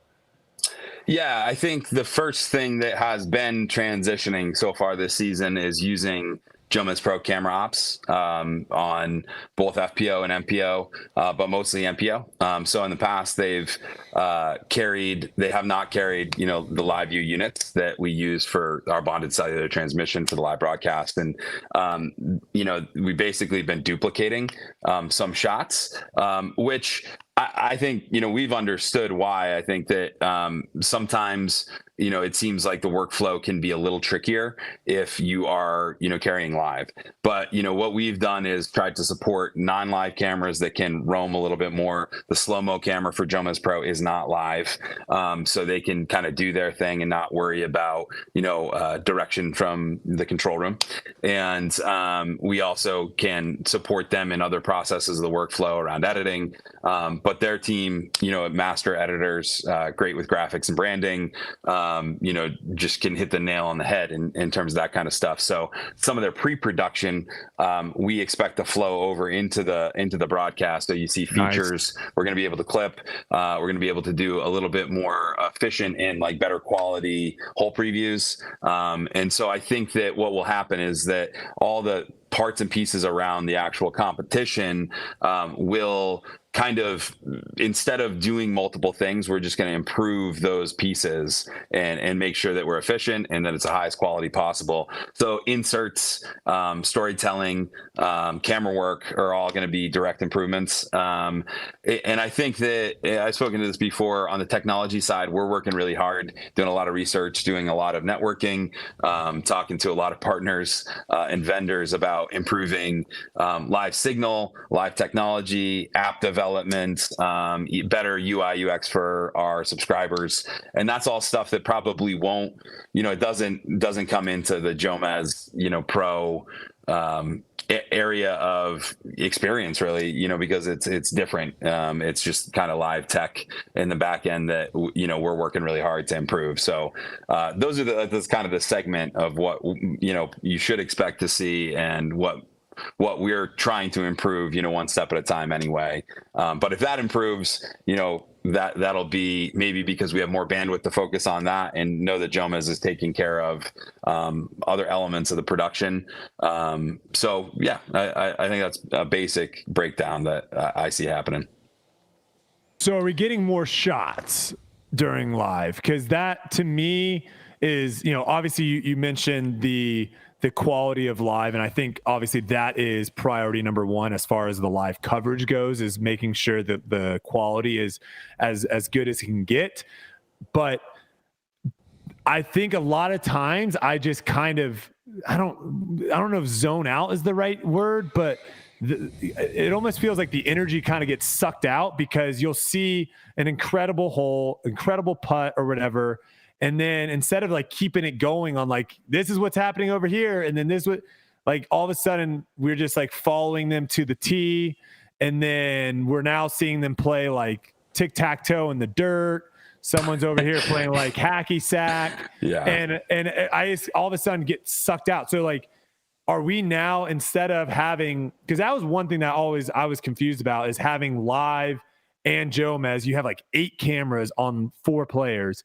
Are we going to now see kind of some of these more cameras, live units get spread out more and showcase more shots? Yes, yes, eventually. And there's a couple reasons that I can break down. I think that the flexibility of not having JomezPro camera ops not on live is going to create more bodies to use. But it does come down to a couple other factors. So we basically spin up some cloud servers, and they have a certain amount of channels to transmit live view signal, and each live view can basically be one feed. And the units are very expensive, and the data and the servers associated with them are quite expensive. And then of course, if you add more cameras, you're also paying a couple grand travel and staff pay and contractor pay and that kind of stuff. So expense is a burden if you're looking at adding more cameras, more streams. So we're doing it slowly, but we are doing it this year at 6 events. We're going to be doing it at the Majors and the Elite Plus events, where we're going to stand up some featured whole broadcasts like we did at Worlds last year. And having Jomez, just the extra professional bodies, because it's not like we have an endless pool to pull from of like really good camera ops in disc golf.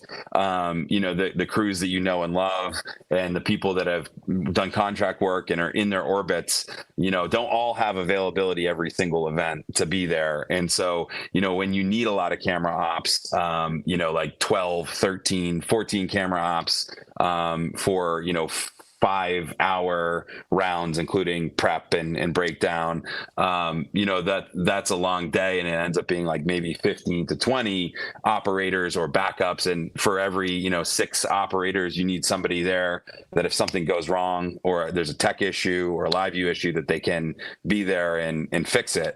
So it kind of is a little bit exponential in cost, and like just keeping everyone on the same page, because that translates to control room. And when you add more cameras, you're adding replay ops, graphic ops. It's easier to mess up audio engineering. So it's harder to keep the broadcast tight.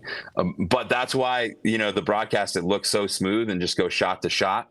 PGA Tour broadcast, where, you're seeing a shot, it's being put into context by, an announcer that is ready for that moment and can convey it in like 10 words or less is incredible. Like that takes to make it look that easy, smooth, and just relaxing even, but intriguing is an art, and it takes a lot of time, a lot of reps.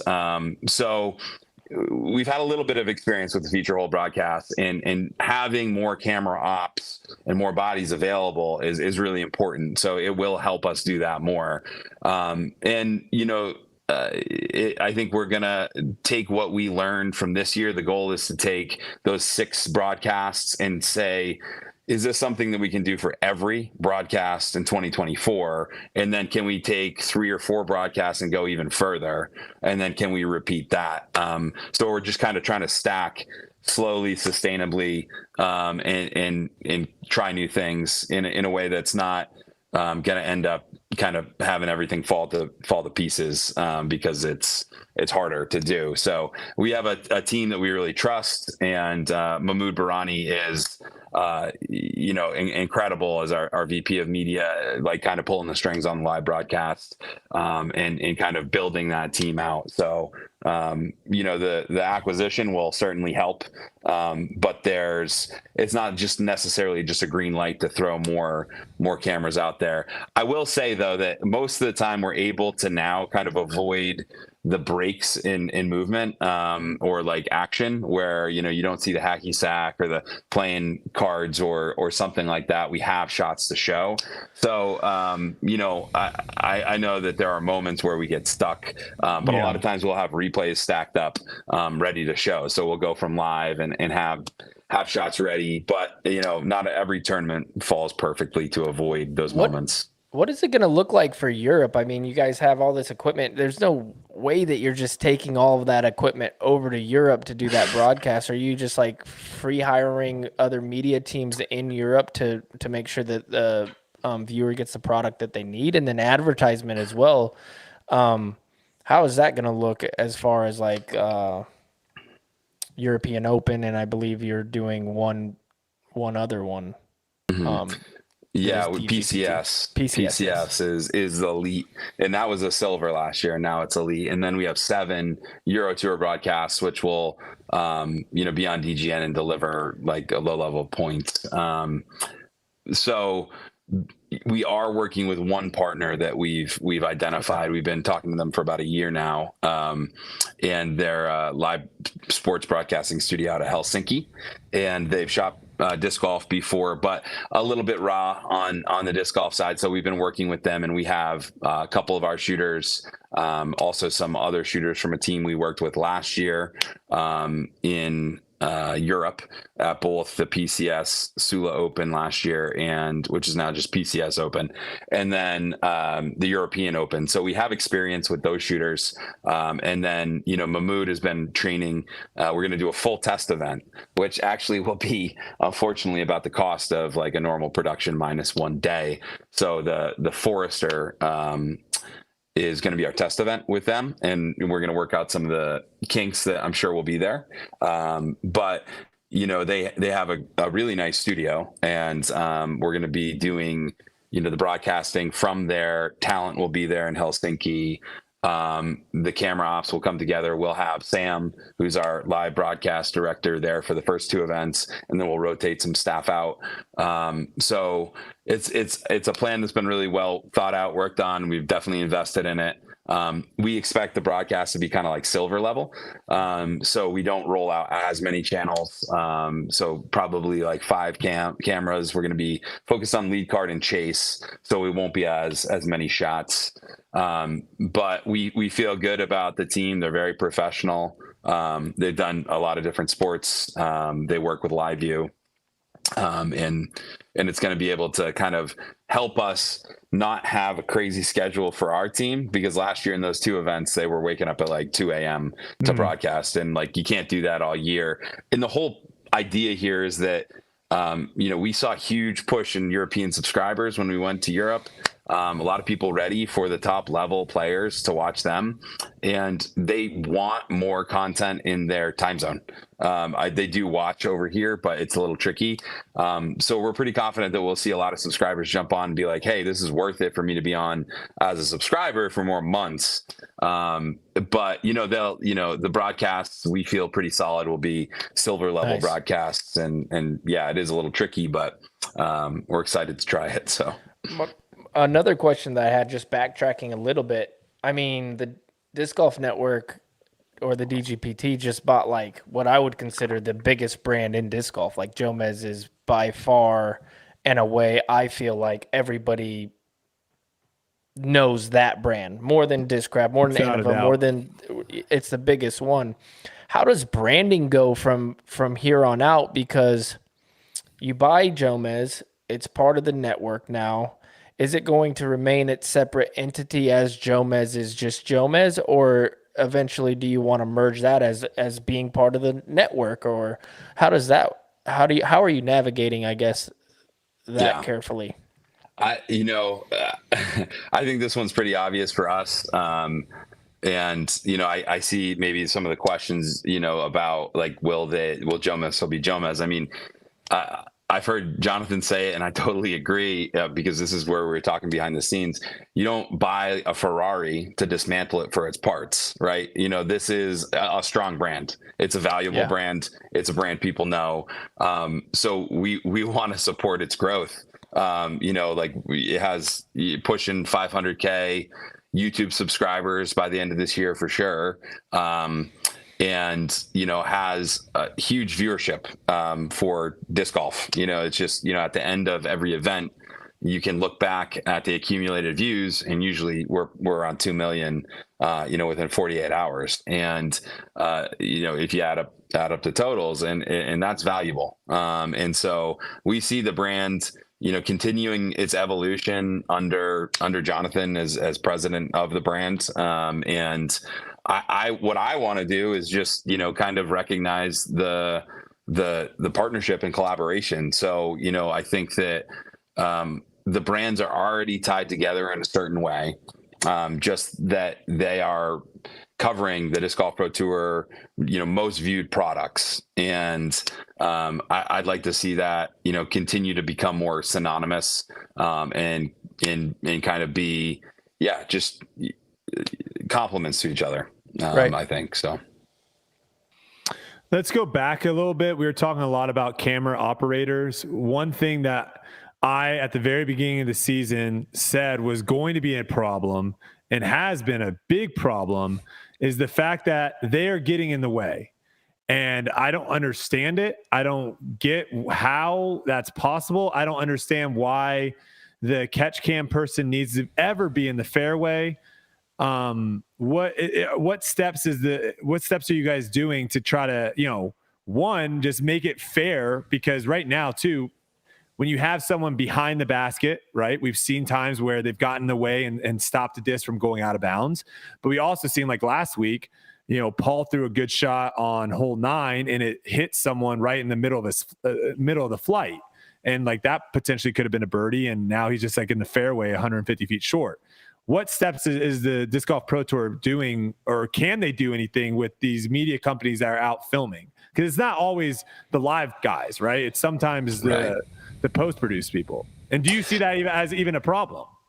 It's certainly a problem. I think we've had a number of different incidents. It started, at Vegas with AB. That was a bit of a heartbreaking incident. It shouldn't have happened. And, there's a number of reasons that it did, but it came down to like poor, planning and communication, probably. Certainly not the fault of anybody, out there in that position. It's our responsibility to have, people in the right places at the end of the day. And so, that person was doing, distance readings, and we've since updated its SOP. So a lot of what we do at the tour is create standard operating procedures that can be used to train people before they do different tasks. And a theme of the past couple of years has been standardize basically. And we've looked at those standard operating procedures and tried to make sure that the people doing that task of distance are a little bit better trained and more aware before they're allowed to be out there doing it in a consequential position. So, I mean, we need to make sure that people are trained, that's checked off, and that somebody who knows better is responsible and is stopping anything from potentially happening. So we addressed that. And then we had, the incident at the Open at Austin. And from that, we actually have deployed a bump cap, mandatory helmet protection, under caps, for all camera operators. So obviously, that was something that we wish we had in place before that happened. But we, really just hadn't experienced that yet. And it was a liability. So we're addressing it. And in this one, and I don't know that the camera op in that position, in that place was really out of position per se. That was somebody that was like really the only spot you could get a catch cam to actually get a good shot. Right. So my only thing is, do these cameras have zoom in? That's a legitimate question. No, they do, but there is, I've heard a little bit of debate of like, hey, why can't we be way further back? And there is an issue with the quality of the cameras. We need better cameras to be able to be further back. At some of our, this is a whole nother topic that we don't need to get into about venue development, but at some of our venues and some future venues, we will want camera stands and towers, to just be out of the way. Those cameras are extremely expensive that they deploy from that distance. So it is a little bit about that. I will say that, normally if there is a live operator and there is, a post-production or a contractor, they are supposed to be behind or to the side of the live op. So in that case, that wasn't the case there, so, but at the same time, it was a crazy shot, but in this last one, it definitely was, a bad positioning. I think that I don't really know personally. I wasn't at Jonesboro actually, but like I don't know personally what exactly happened there. But basically, what we need to do again is standard operating procedure, and make sure that our procedures are being followed. So there is going to have to be camera ops that have some danger of affecting play, but it needs to be much less danger much more often. So what I've asked the team to basically just look into like how contractor training for positioning on camera, live camera ops or post-production camera ops is going, because we have a lot of veterans out there that don't put themselves in that situation. But in this instance, we got to look at operating procedures, I think, and make sure that somebody's cameras are getting turned around too often. They shouldn't ever be turned around. And that's something too. Like I think in disc golf there has been this glorification of like, oh my God, look at that camera guy, get out of the way. That's incredible. What are we doing? Like, yes, if there's like a spectator on the sideline 50, 100 feet away from where the landing zone is, OB, and a disc is coming in and it skips and they jump over it, yes, that's cool. But we shouldn't be having camera operators in the middle of fairways and like glorifying that they dodged out of the shot. Like, that's what I've never understood is like, if you're in the middle of the fairway, you should be so far 700, 800 feet away that you're not even in play. And if you can't get that far away, because obviously every hole is different, just get out of the line of play. Like, that's, to me, I've just never been a fan either. There's something to have like I love the behind the tee shot. And this is something I've talked to JVD a little bit with, of how I think a lot of times we cut to the second angle way too soon. And I like lose track on like what I'm looking at. And I love just seeing the flight of the disc from behind as long as I possibly can. And the last thing I really want to see is the flight going down the fairway and like there's a camera guy that the disc is traveling right towards. Like, I don't think that looks good.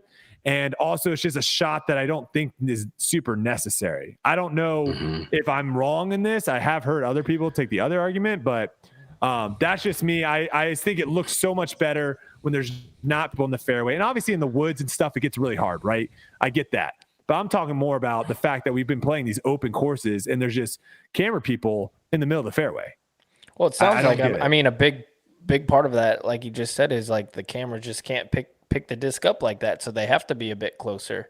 That really answers a lot of the question for me as to where, like, yeah, of course, if they could be 200 feet behind the person and the other camera's up there in a watchtower and we're getting the best shots ever, but it sounds like we're just not to that spot yet.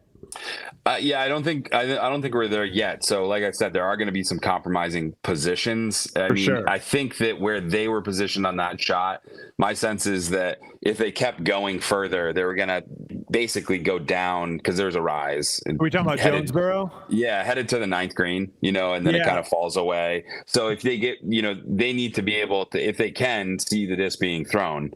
So it's not a blind catch, which is challenging. But on all this, I would probably cede to people that are more expert than me at like, making sure that we're getting shots that people want to see. I would agree with you that it's a very, it's an art to cutting at the right spot of like the behind throw cam to the catch cam.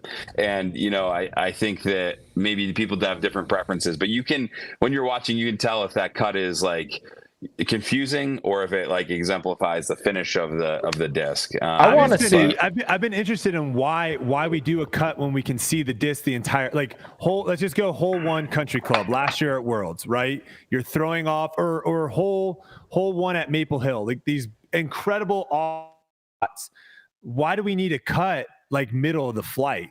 That's just something I've always wondered, because I love watching the disc just like see the full flight. maybe cut at the end once it hits the ground and we can kind of see where it ends up. But like you might have a future in the control room as a director. No. I mean, no. Put him in. No, I'm just throwing it out there where like I could be in the minority. I could be in the minority, but I agree. I love seeing the full flight of the disc as well. And I do see some cuts like that.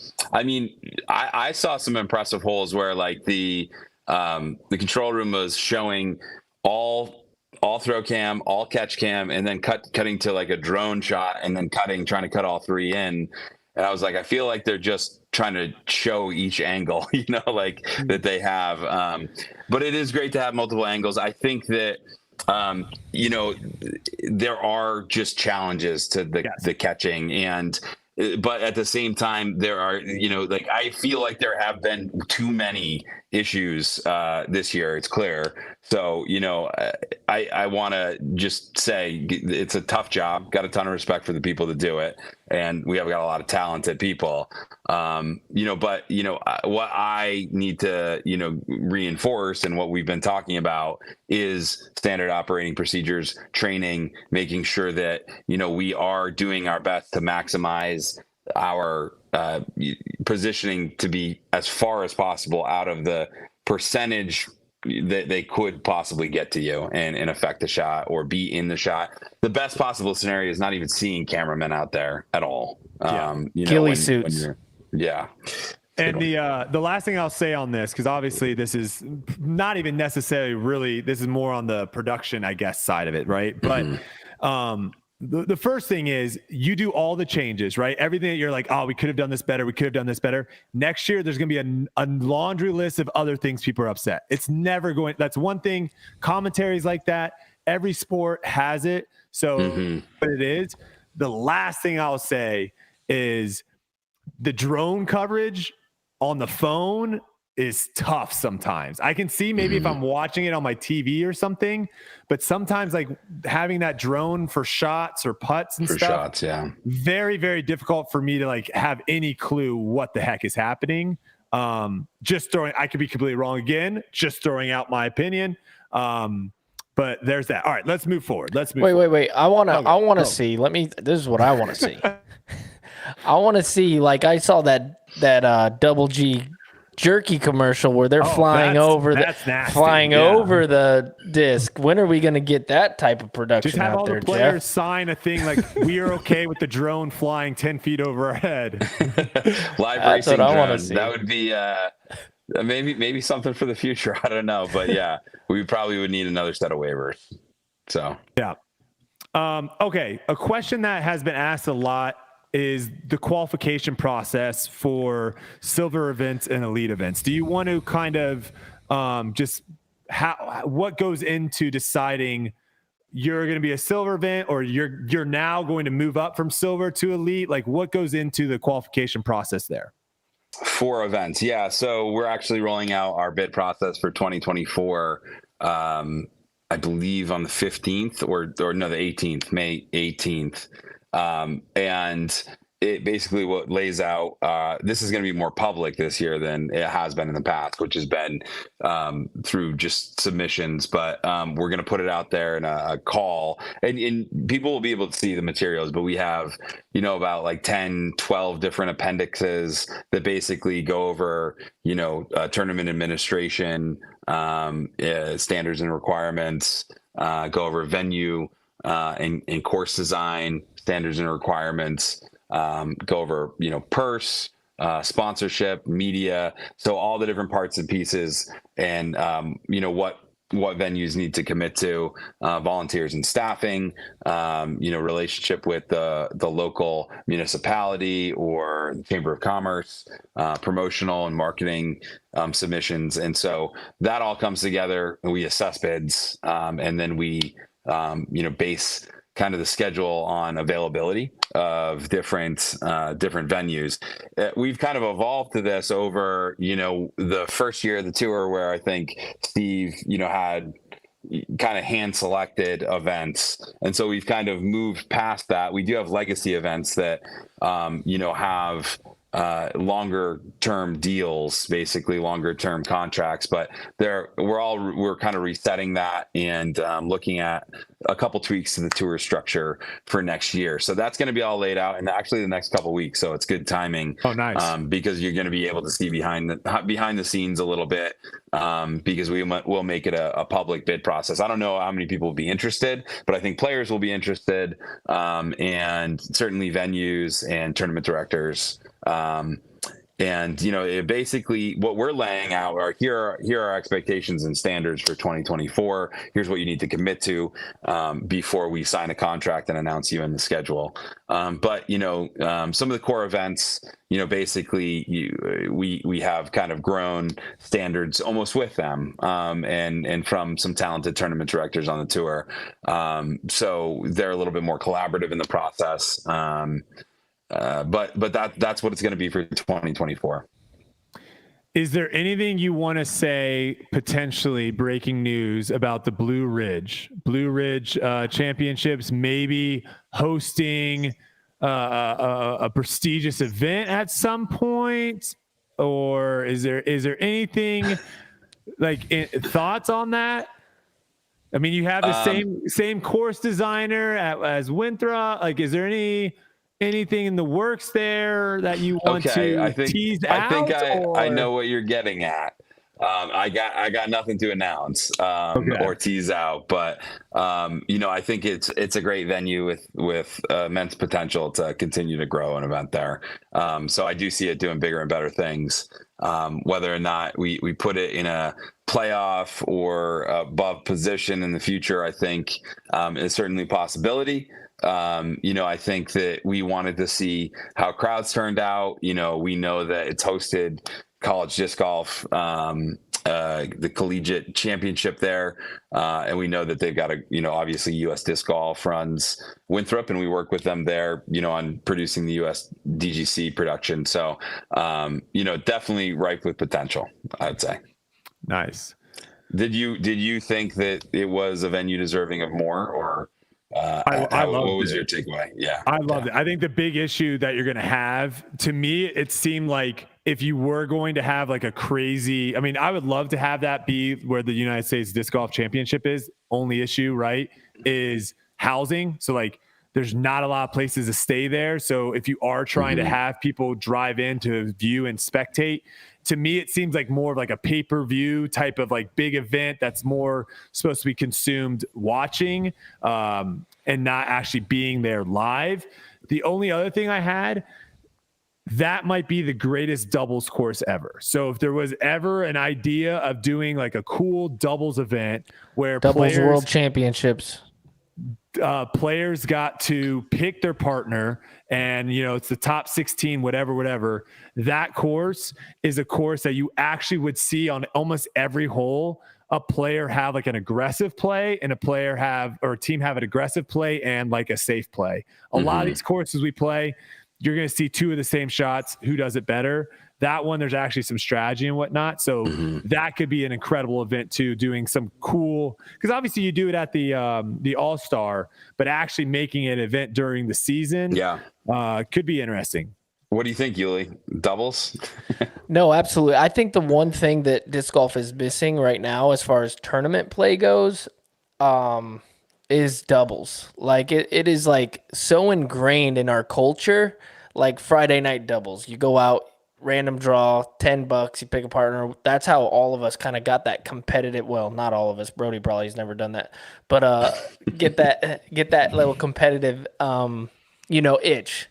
And it's crazy to me that we haven't seen the doubles world championship actually be a thing. I think that there's a tremendous amount of storylines that can happen. Who's picking who? It's got to be separate too. That's the other thing. It can't be a few days before the actual world championship. Mixed absolutely. Doubles. Yeah. We're hosting Worlds this year. So mixed doubles is actually going to be on 2 courses for the first time, but it is kind of this one day thing, and it doesn't feel like it's a world championship. We're going to do Brewster, then Fox instead of just the same course. So, okay. Nice. Yeah. Okay. Go Yuli.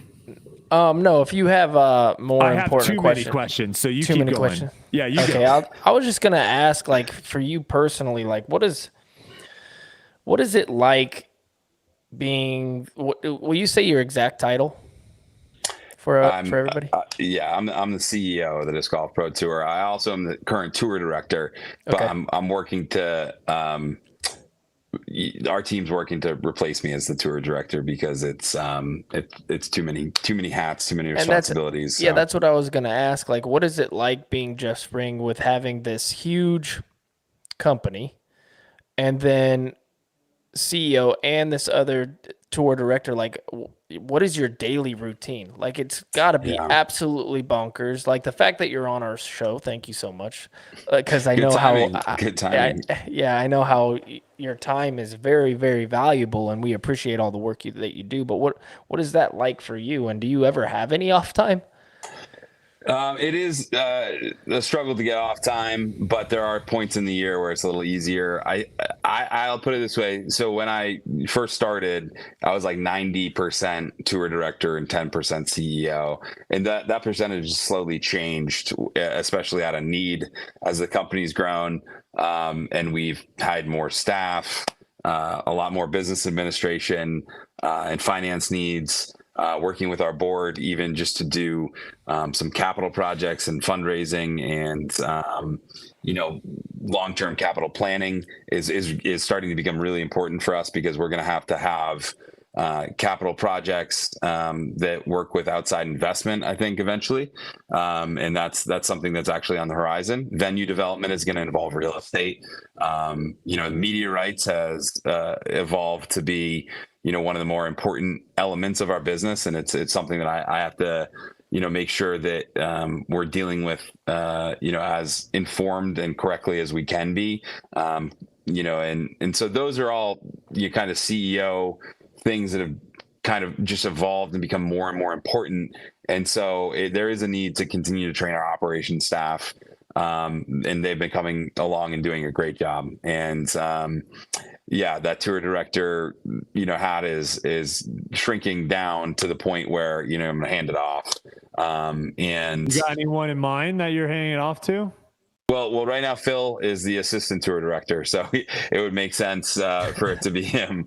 And he just stepped into that role last year. We have, as Yuli kind of pointed out, it's hard to get off time. It's a stressful job at times, but we love it, very passionate about it if you're on the tour staff and you don't want to do anything else. So that said, we've had a couple employees, that basically kind of get to a burnout point. And our retention's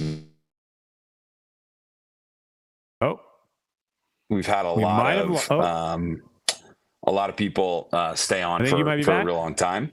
But am I back? Yeah, you're back now. Sorry, you just cut out for a second. You're good though.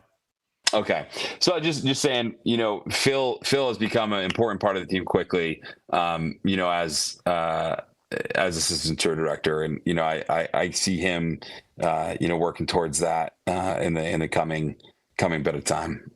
Well, it's crazy to me that, like, even speaking with you on here, how, like, ingrained in every aspect of the tour that you are. And it's very impressive to me to where we can talk to you about camera ops and then you give like this great answer and then we can talk about the tour and you have all this stuff. And so just thinking about all that, I can't imagine you have a lot of time to do other things. So thank you. But I'm also impressed with how articulate you are with all the answers that you've given so far. So yeah, thank you. I appreciate that. What I can say is, it's you decide at one point, like, maybe you guys have that, you're doing something because you believe in it, you're passionate about it, and you really forget about the other things. So it's not a job, it's just your life, and you're in it. And that can be good and bad. And I think that work-life balance eventually rears its head and says, how sustainable is doing what you're doing. And then you develop secondary and tertiary, systems to support it and hand things off. And, make sure, a big thing is making sure that if any part of our team goes down or breaks, nothing stops. There's somebody there to pick it up. And so, training and getting people in positions where they're the right people for the right jobs is important.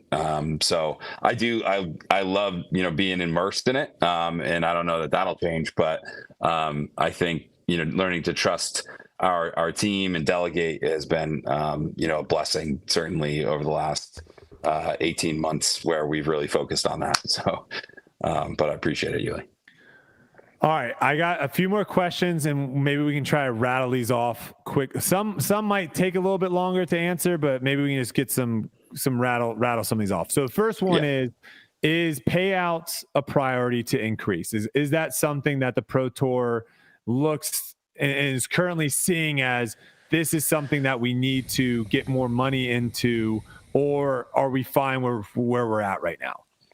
Yeah, I mean, we've continually increased minimum. And so when you look at us, it's are we increasing the minimum? We've increased it to $30K minimum out of cash.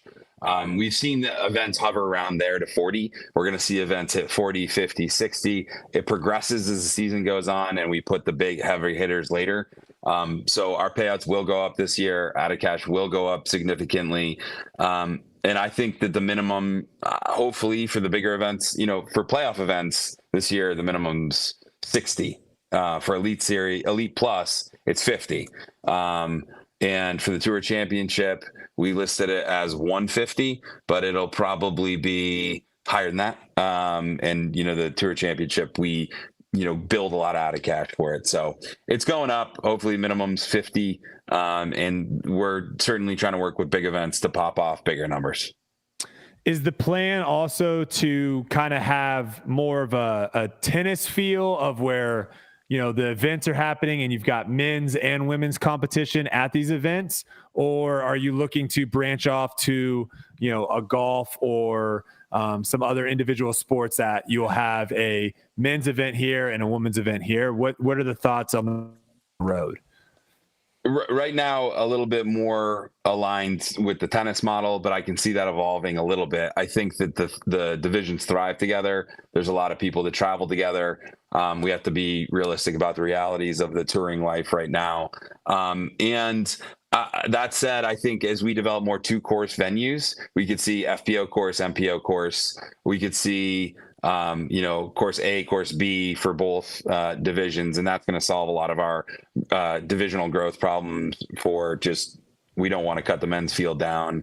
And we don't want to stop the growth of the women's field. So that's going to be how that's solved. I think that could evolve to, a lot of shared stops, but once in a while, if we go over here for a women's event, a men's event's going on over here in the same geographic area. And then, past that, I'm not really sure, but I can see those progressions happening. So if you ended up doing something like that, of where you'd have one men's event going on at this course and one women's event going on this course, how would the sponsorship and payout structure work? If you had a company coming in and saying, hey, I want to sponsor this event over here, is that money getting split and helping kind of provide for the FPO purse as well? I think that at that point in time, there would be a split in those specific events. So no, it wouldn't be a shared one, a shared purse. I think like if you have this event going on, it would be a different event if it's at a real different location. So yeah, the purse would be different. Texas States was a different course, but really at the same venue. Everything was still shared. Exactly. Yeah. And I could see eventually a couple, and I'm not saying this is in the works or planned or going to happen next year, by the way, just to clarify, but I could see, as we develop more 2-course venues, and the women's tour, continues to grow and evolve. We're starting to get women's specific interest in sponsorship. We sell women's specific ads, into the women's broadcast or into the men's broadcast.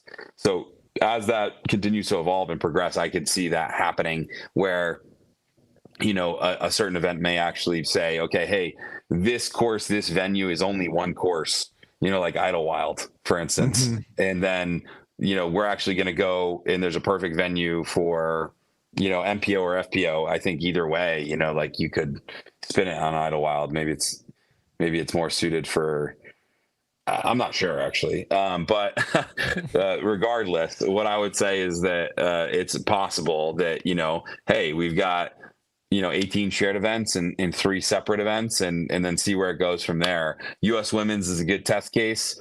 Right now we don't have a men's event on that weekend normally, but I could see a silver event in the future maybe happening. So I think that'll evolve over time. Okay. Streaming, as far as the paywall, is there any is there something down the road that would make you want to go away from that model? Like if there is TV interest of some network wanting to pick it up, or is this a model that you're like, nope, we're always going to be this, behind the paywall, you have to pay for it type of streaming platform? We won't always be exclusively this, but I can't see a future, in my line of sight that takes away the Disc Golf Network and delivering almost all the content to Disc Golf Network subscribers. What we're learning is that you have to be strategic and split up media rights. So we can sell different media rights to different, media distributors, whether it's like a CBS Sports or an ESPN, or it's like Pluto TV and we're programming a fast channel, or, we're going to give, some content to, maybe an Amazon Prime, for instance. Apple TV just made a deal with the MLS. But what we've seen is all these sports leagues are actually coming to what we're doing as our core media strategy and adding it on to theirs. There's NFL Plus, and they can, just because they're going to give, primetime games for big money to Fox, doesn't mean they're not going to keep it for the exclusive exclusive NFL Plus subscriber. Like if you pay X amount, then fine. And they're going to tell Fox, we're going to keep it for these people. And if you don't want it, then fine, don't take it, but Fox is going to say, of course we'll take it. So I think that we're not in a position of, influence and power with the big boys in the media world. We're in a position where we're garnering interest. And as we do that, we're going to try to make sure that we stick to the core media plan and be patient and not jump at an opportunity and lose our leverage. So as media rights kind of get divided up and distributed, I do anticipate more entry into different media distributors, whether it's like a streaming service, a fast channel, or like a network broadcast. One of the reasons why we switched to First Day Free is because there is this, and we are in discussions for distributing the last day.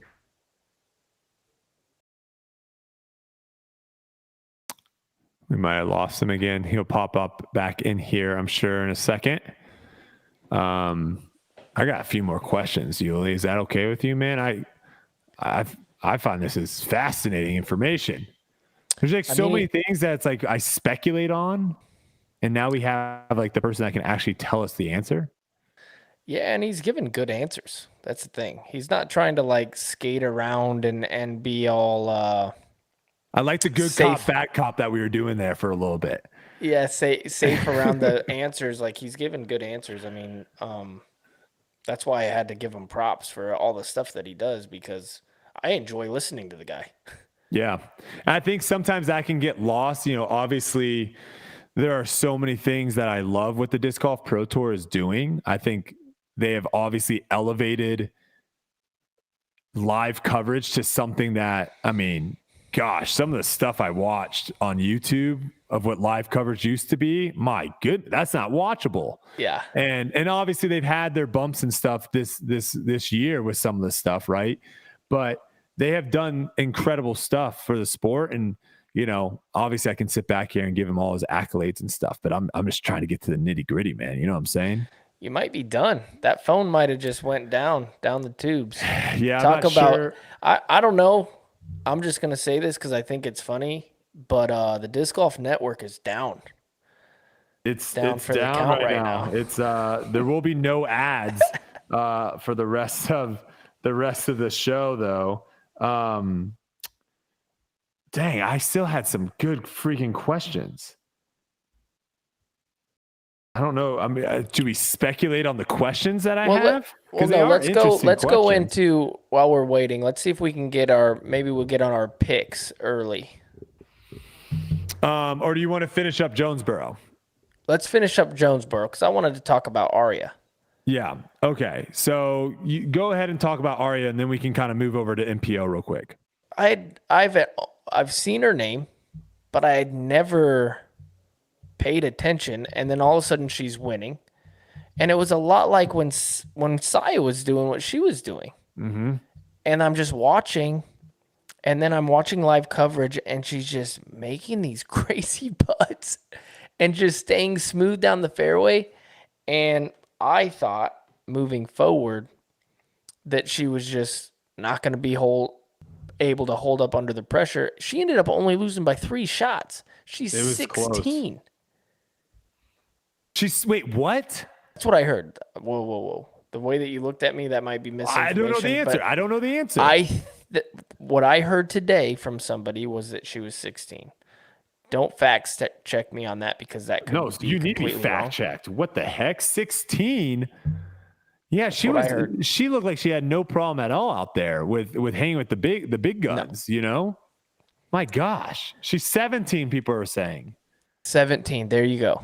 Oh my goodness. I did see something along the lines of saying like there was some sort of tweet or something I saw that showed her what she looked like a couple years ago when she like started I don't know, and she looked like a kid.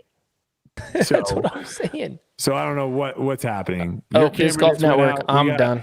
We got all sorts of things. Did you have anything else to say about her other than how good she was and how young she is? We might have Jeff jumping back in too. So this might have been the perfect segue. We got everyone jumping back in here.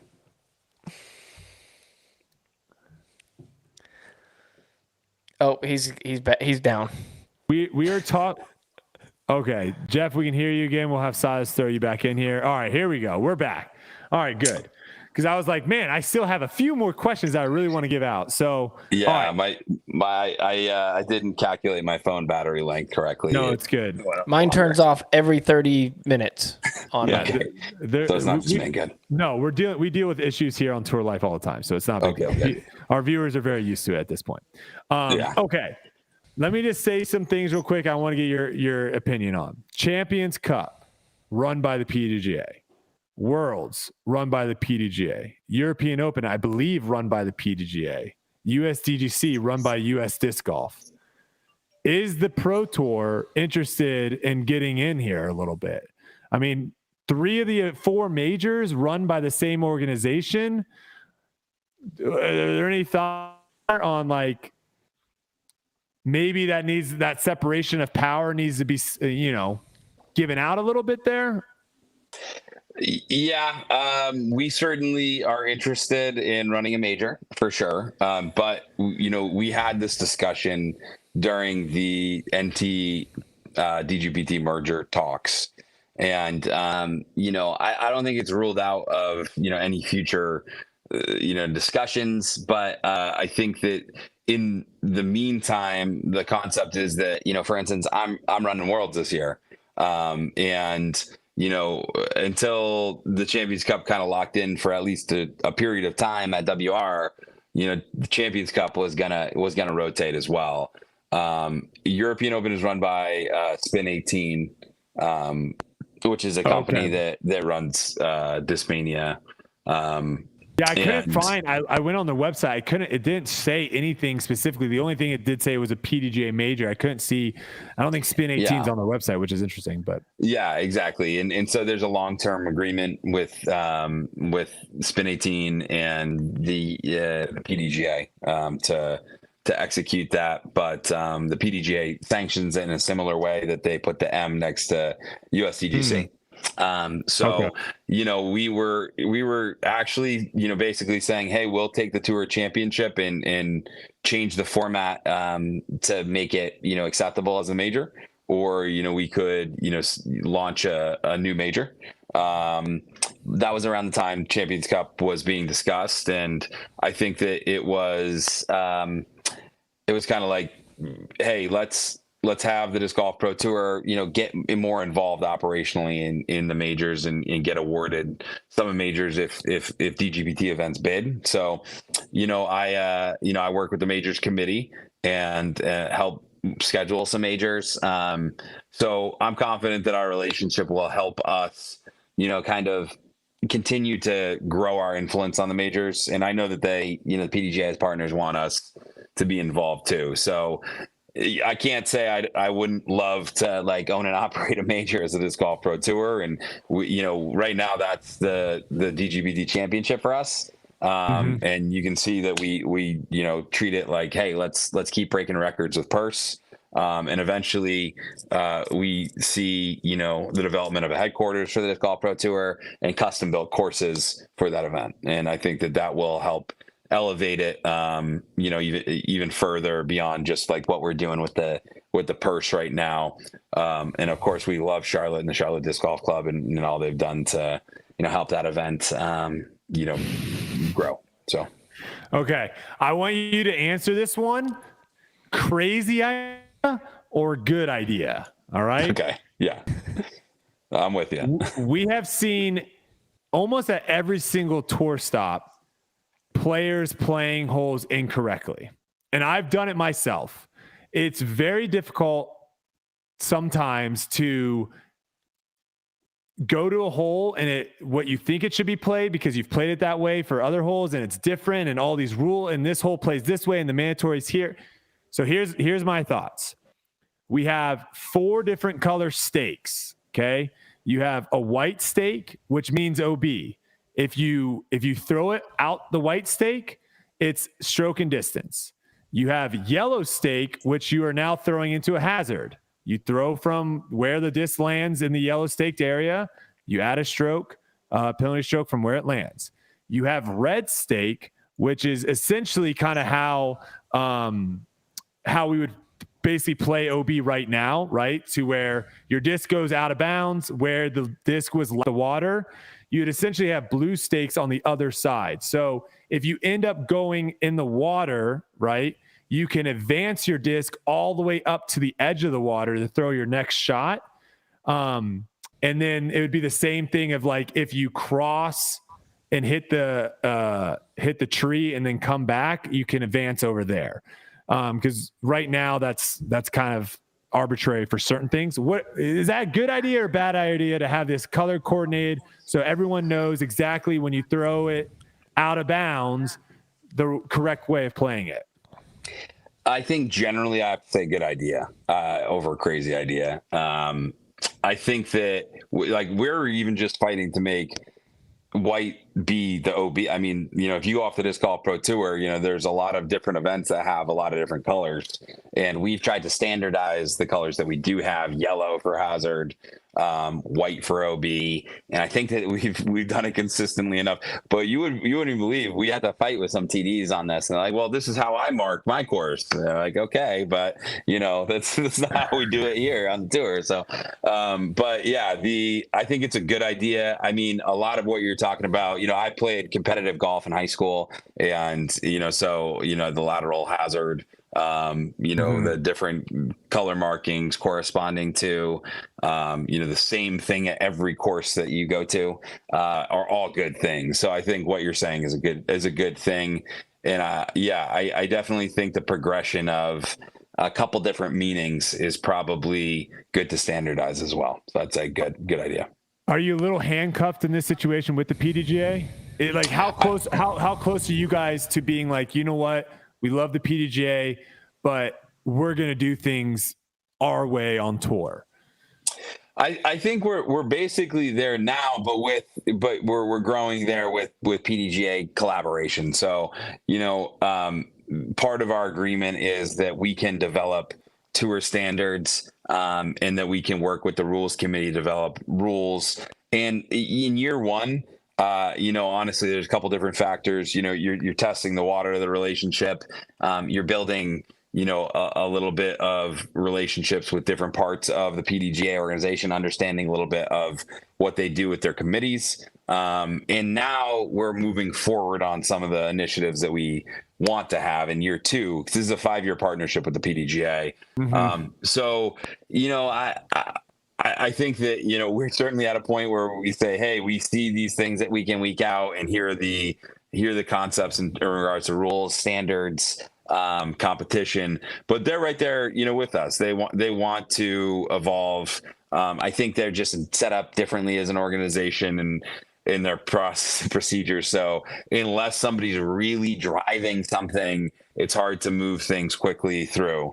And we're getting to the point where, yes, it's like, hey, we want to move things quickly. I think, Jeff Jacqua and the ONL team, really want to know and understand, because they don't want the majors to have different standards than elite events. And they just brought on Doug Bjerkes, who is really going to be focusing on majors among other, O&L stuff and event support stuff, is my understanding. So, the what I hear from them are, hey, what can we do to help you guys in these areas? And so I think that we're going in the right direction, and it's gonna speed up, and we're gonna get there. So. Okay, two last questions for you, and then Yuli will send you on your way, because I know you're a busy guy. Yeah. Did I see this right? Drug testing is coming to disc golf. Is that happening? It is on our roadmap. It is definitely on our roadmap. Whether it's in 2024 or after, we will see. I can't say that we'll roll it out yet, but it's certainly something that is in discussions, being discussed, again, in collaboration with the PDGA. Right now we're even in talks with some other disc sports regarding, international development, path to Olympic development type things. And so this is going to need to be developed.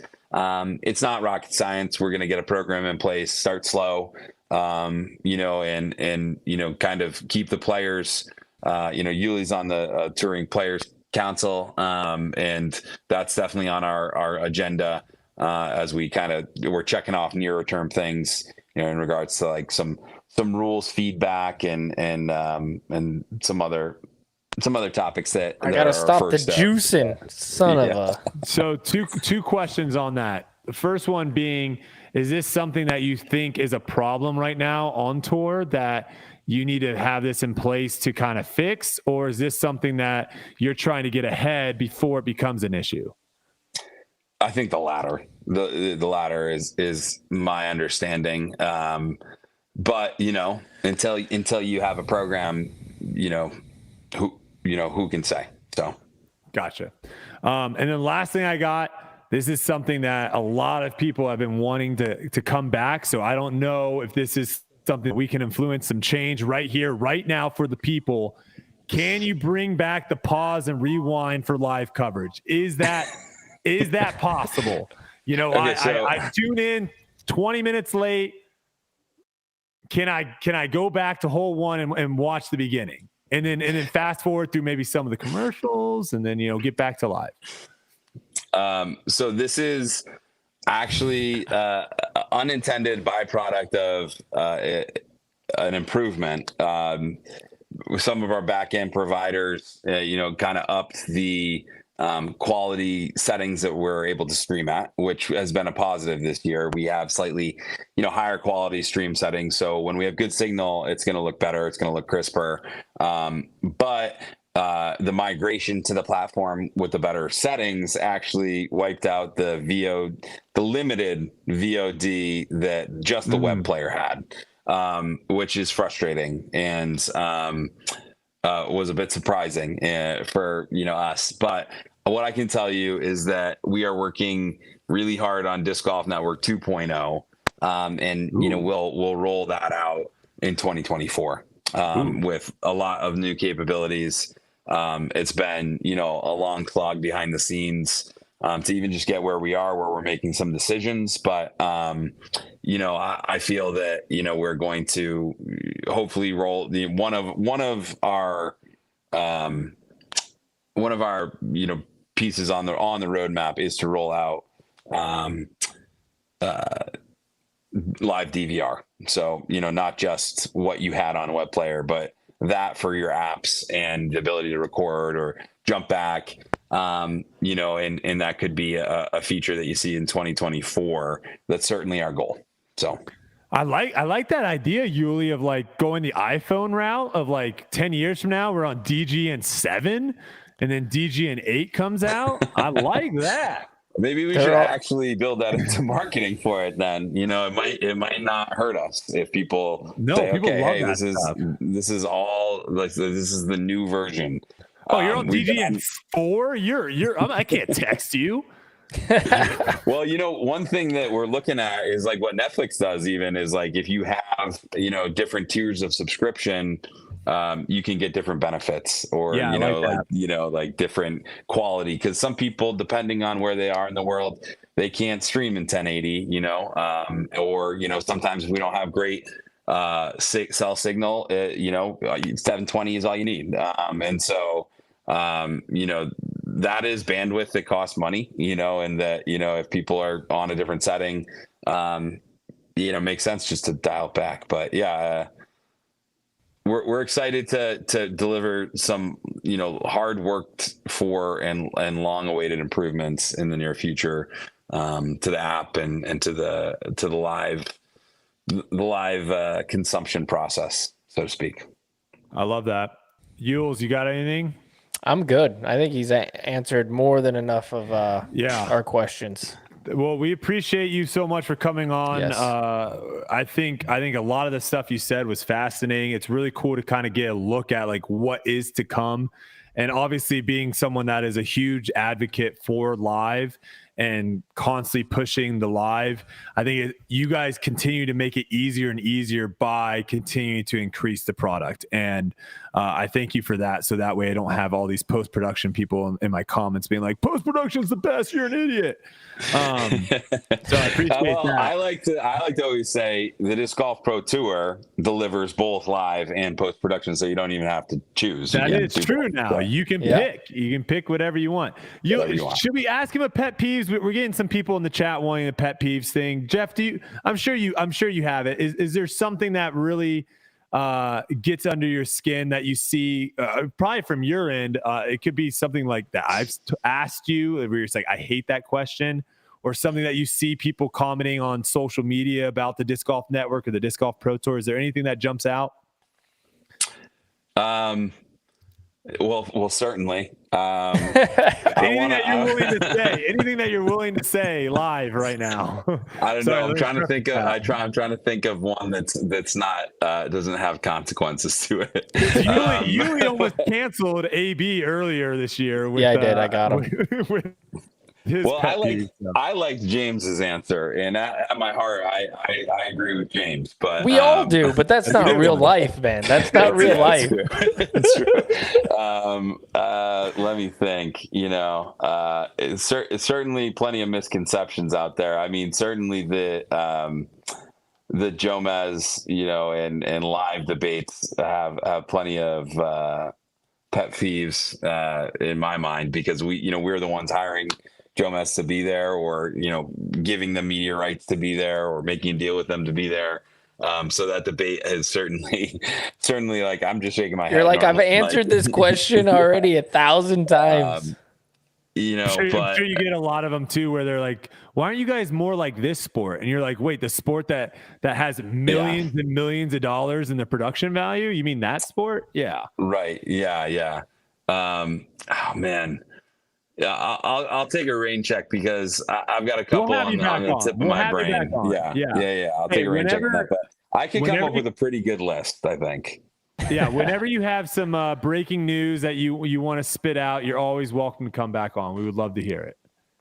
Sounds great. Well, it's awesome to chat with you guys, and glad you guys are doing it and diving into the Tour Life podcast, because I think it's a lot of good content and good perspective. And I'm always happy to be on and share ideas and be transparent. We're not always, as a tour, the first guest to be booked, but we think in transparency and open dialogue, admitting mistakes, striving for continual improvement is how we roll. So, we're always open to a good conversation. If anyone has any grievances, should they just hit you up in the Twitter DMs or Instagram DMs? Is that Is that where you want to send all the complainers out there? Where should I send them? What? Send them to Phil. Send them to Phil. Yeah, that's good. at Good answer. dgdt.com. Yeah, that's a great answer. I was trying to think of what employee, that got on did something frustrating. No, I'm just kidding. There you go. But no, I appreciate it, guys. Yeah, and keep the feedback coming when it coalesces and like everybody's saying the same thing. It lets us know, what we got to do. So, awesome. Love the feedback. All right, we appreciate it. Thanks so much, Jeff, and we'll see you on the West Coast here in a little bit. All right, sounds good. Thanks, guys. All right, take it easy. All right, there you have it.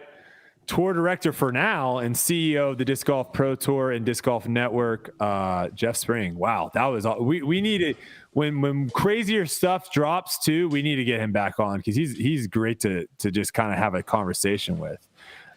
His voice is so awesome too. Yeah, is he gonna jump in? Is he gonna jump in the booth? I think he has before. I'm surprised he didn't ask to put our podcast on the network. Honestly. Yeah, where was our Jomez buyout offer? What the heck?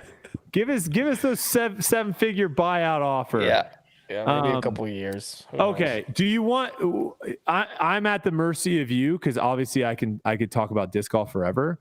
Do we want to do the nitty gritty or do we want to try to knock out some of these things? It's up to you because you got the fiance, you got stuff going on. What are you feeling? Let's get it done. Okay, let's get it done. All right. So we had Jeff Spring. Let's go. I'm good with FPO. You're good with FPO? No, I think final thoughts about that is Cat Mertsch, amazing story. Haley King trending. And Aria proving that the field is very strong, along with Cat Mertsch, but proving that the field is very strong. We're seeing just like MPO people kind of step up their game and get up there. So very excited to see that moving forward. And like I said, the last podcast we had where we were like, Kristen's never going to lose. Man, were we so wrong? We were so wrong. That's okay, I feel like an absolute idiot, dude. Yeah. I feel like an absolute idiot. We don't know what we're talking about. All right, let's move over to MPO side here with we talked a little bit about the James Conrad crazy round 2 shooting 17 under. I just want to quickly ask you, where do you rank that as far as rounds that you've, obviously you were in there. There is a funny graphic. We'll see if Silas can pull it up real quick of Gannon Burr interview that they did with afterwards. And Gannon, major winner, has won on tour a bunch of times, and they have it underneath witness James Conrad's minus 17. I mean, did him a little dirty there, I think. Man. But yeah, where are you putting that? Well, I have to go with the D-Glow round that Paul shot was just absolutely nuts. How many eagles was that? Were there eagles on that, or was it literally birdied every hole? He eagled 2, which was a par 5, I believe. Which is now par 4. Okay. And I think that was it. Okay. And then he missed hole 10, which was a turnover, if I'm remembering correctly. That one was probably the best. And I played with Paul when he shot 18 at Waco. So I was on that card. I've witnessed, one of the best rounds ever recorded firsthand. I think Waco's not as impressive though, Yules, because you're asking me my opinion. I know. I'm sorry. And so I'm just saying I've witnessed an amazing round where here's the thing. I get what you're saying. Now it's a 14 or something. You might be right though. D-Glow might be way more impressive. I don't care about that because here's the thing. You have 5 holes left and you haven't missed a hole. It's tough to birdie those 5 holes. I don't care what holes there are. It's a different level and it's something that I've never dealt with. I've never dealt with that sort of pressure, neither of you, so I don't know what that's like. What I do know is it's a level higher than anything that anybody else does because it hasn't been done often. And so just the fact that you have those 2 18 unders, I would put James above Waco. Yep. I would put D-Glow, then Waco, and then that one. Another one that was very impressive to me that I feel like really gets overshadowed was Gannon's 52 at the USCGC last year. That was nuts. I think he did it with a double bogey or something, but I mean, that one's nutty. 52 is really good. Final round to do it. Mm-hmm. I think is one of the better. Cup, Paul's 16. Yes. But now after seeing what people shot this year when they made the course even harder, I think that kind of it's the same thing with Waco, right? Like if Waco played the same way it did when Paul shot 18, how many 18 unders would we have? Right. But the Diglo one is you make a good point. That one might I think Jonesboro is the little brother of Diglo. It's the same kind of course. It's just easier. Yeah, no, you're right, because there are a few holes on Jonesboro where I would say, like, if you're not expecting to get birdie, but if you do, it's awesome. And so for him to get almost every single one of those, and then eagling that hole 16 it's not an easy eagle. Like if you don't land in a good spot on 16, it is very difficult to eagle that hole. So I think you might be right. I think Diglo 18 under, even though the course has changed now, I think with how difficult some of those holes played, that probably is the most impressive round. But there you have it. James Conrad 17 under, insane. Looking through the leaderboard before we go into the actual tournament, because I have some tournament thoughts too, and I want to hear what you think about it. Looking at the actual tournament here, we have Calvin Heimburg going back-to-back now at Jonesboro, defending his title, just showing his absolute dominance again this year, and doing it in a way too that, you know, he comes out, shoots 13 under, tied with Eagle at the top, follows that up with another 13 under, tied with Eagle at the top, and then seals it off with a 5 under. The course obviously was playing a lot harder the final day because we didn't have any wind the first 2 rounds, but it was interesting to hear him talk about after his round. He did this interview with Brian, and he was talking about how he thought his aggressive play earlier in the round might come back to bite him in the butt.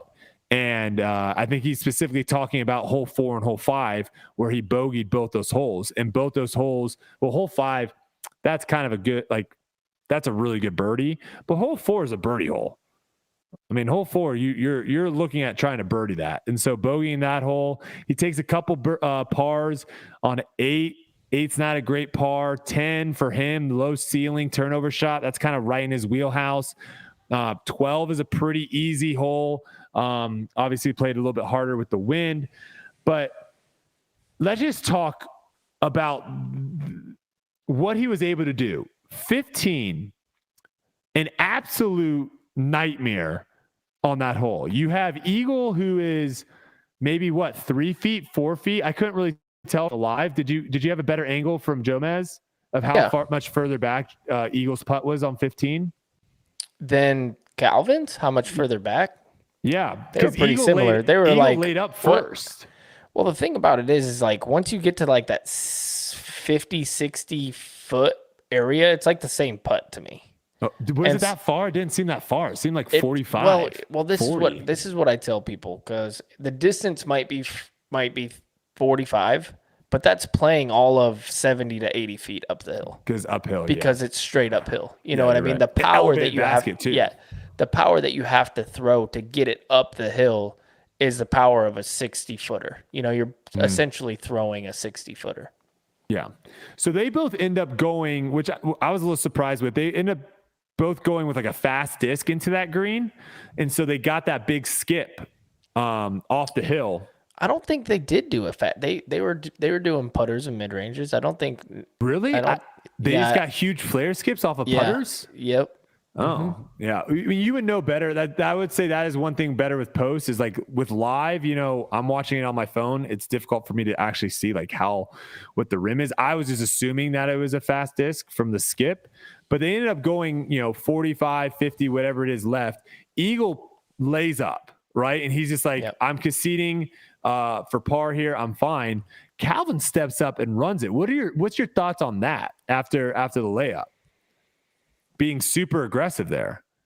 I I think he explained it the way, like all I can do is say what he said he was thinking. And what he said he was thinking from the get-go was, I'm going with a hyper-aggressive play, and I'm going to run everything. And it bit him early, kind of. It bit him a little bit late, but then it really paid off on 16 when he went for a crazy putt again. So I think it has to do with just the mindset. Like we were talking about that when we were just talking about our games. It's the same mindset as him. Like he's like, no, my game plan to win these tournaments have to be I run everything and I'm aggressive. And if I do that, I'll win the tournament. Also, sorry, go. No, but then you look at the other side of the coin where you see Eagle, and he kind of picked a couple spots to lay up here and there. Both of them kind of got them to hole 18 tied.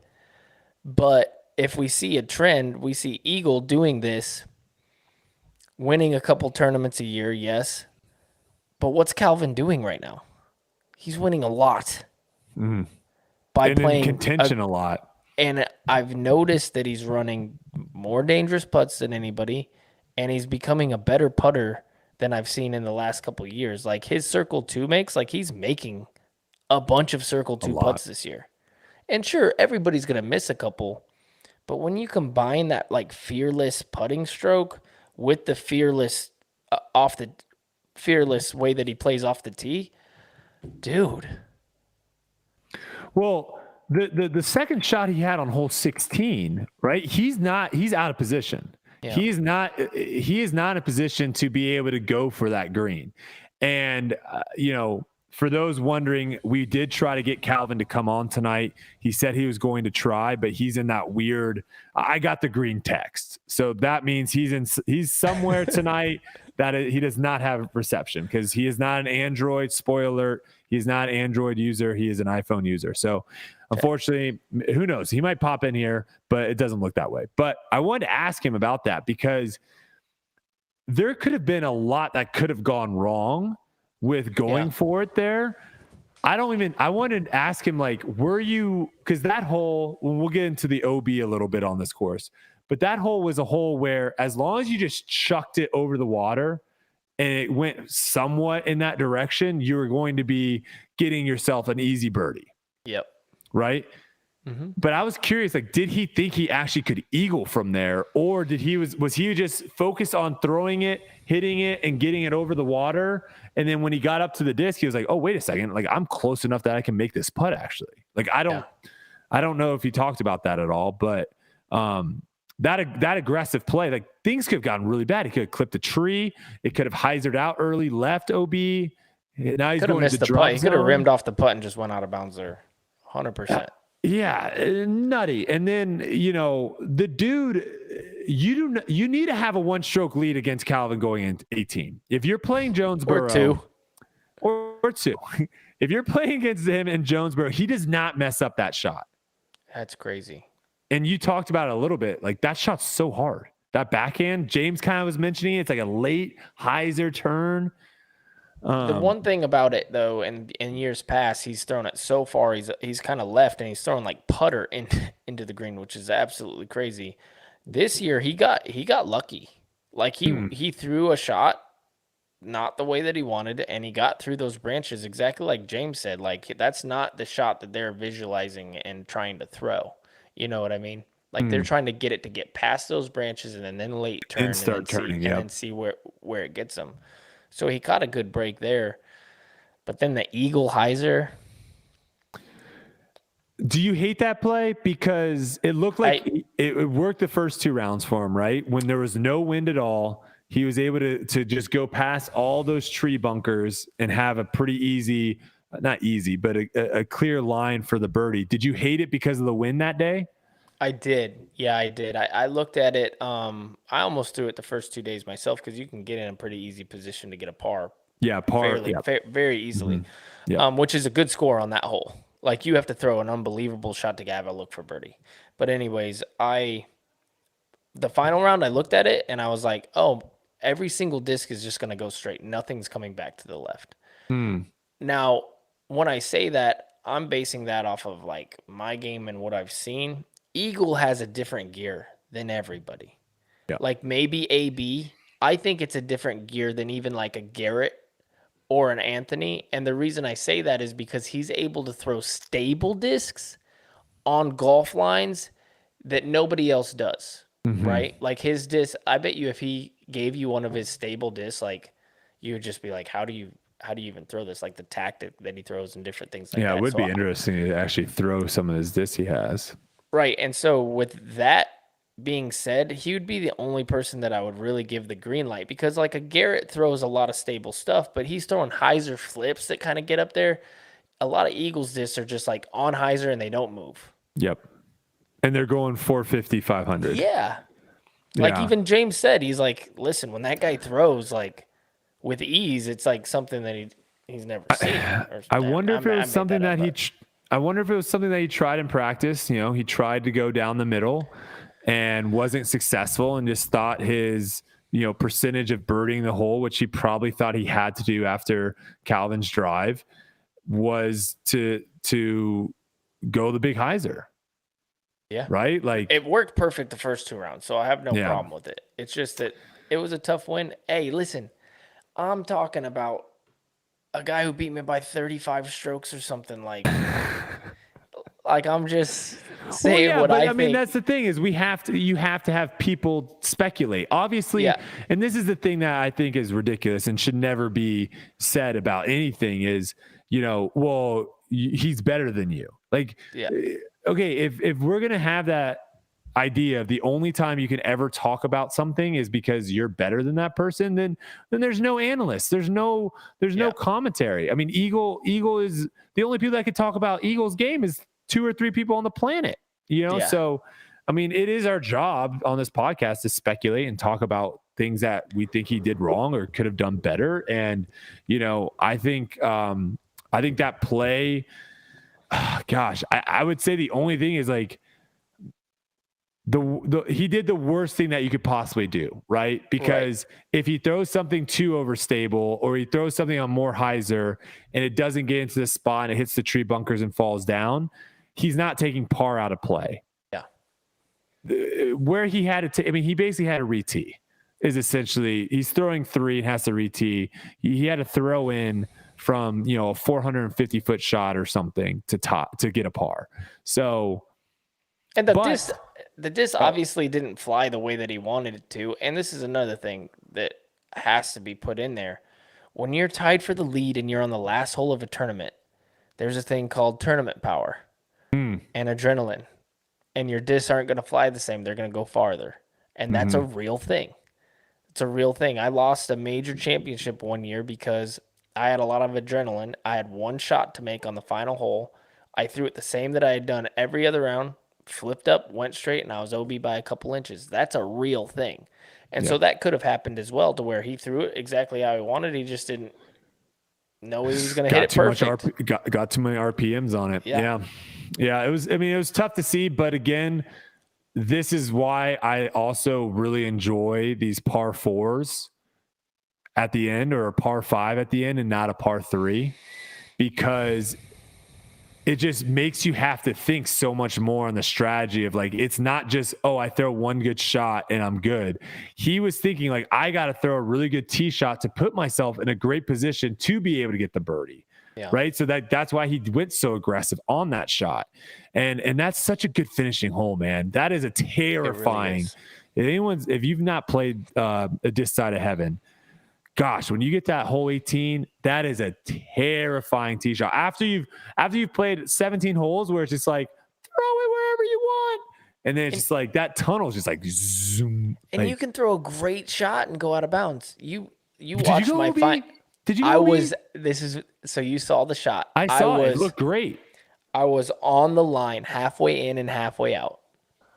And it was like the best shot ever. Yeah. Oh my God. It is tough, man. It is so tough. So,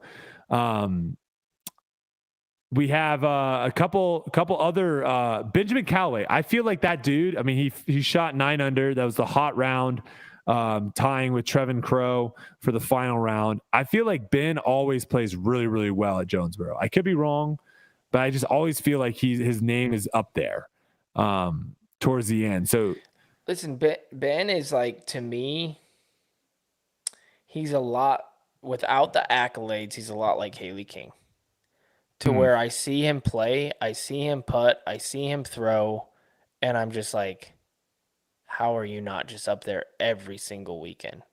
Like, if you watch that guy throw, it is smooth as silk. His Very putt good. comes off with heat on a good angle. I mean, so I'm never surprised when he plays good. I'm more surprised where I'm like, why are we playing together right now? When he falls down the leaderboard a little bit, it makes sense. Isaac Robinson, to all the haters out there, you don't know what you're talking about, is probably what he's thinking, right? Because everyone's like, oh, he's just good in the woods.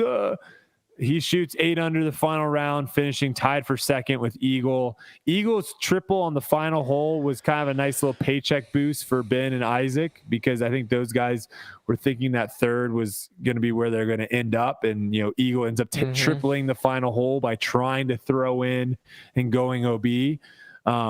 But there's Isaac Robinson right there again, he's showing that he can play in the woods and outside the woods. It doesn't really matter. Andrew Presnell, another person that I feel like plays really well on these types of courses. Also played really well in Champions Cup. Just has a really, really solid game for these style of courses. Like you said, he's kind of similar to Benjamin Callaway in the sense of really good backhand, like knows his angles, throws all different types of shots with his backhand, and can putt really well. So he was up there. Then you have Bradley Williams, who's a name that we've been talking about a little bit. His game is still trending up. He ties 5th with a slew of players. That's where we have the Kyle Klein, the Corey Ellis, James Conrad. All 3 of those players, not good final rounds. You got 3 under for Kyle, a little bit. 2 under for Corey, 1 under for James. Corey had a stretch where he had 3 bogeys in a row, where it was like the most unfortunate things back to back to back. And I was just like, I don't know how this guy's not losing his mind right now, because, he probably woke up. What was he? He was only a couple back. 1 stroke back. Yeah. I think, wasn't he tied with James? He started at 24 under and Calvin was 26. So he was 2 back. And, all of a sudden he just starts sliding down the leaderboard.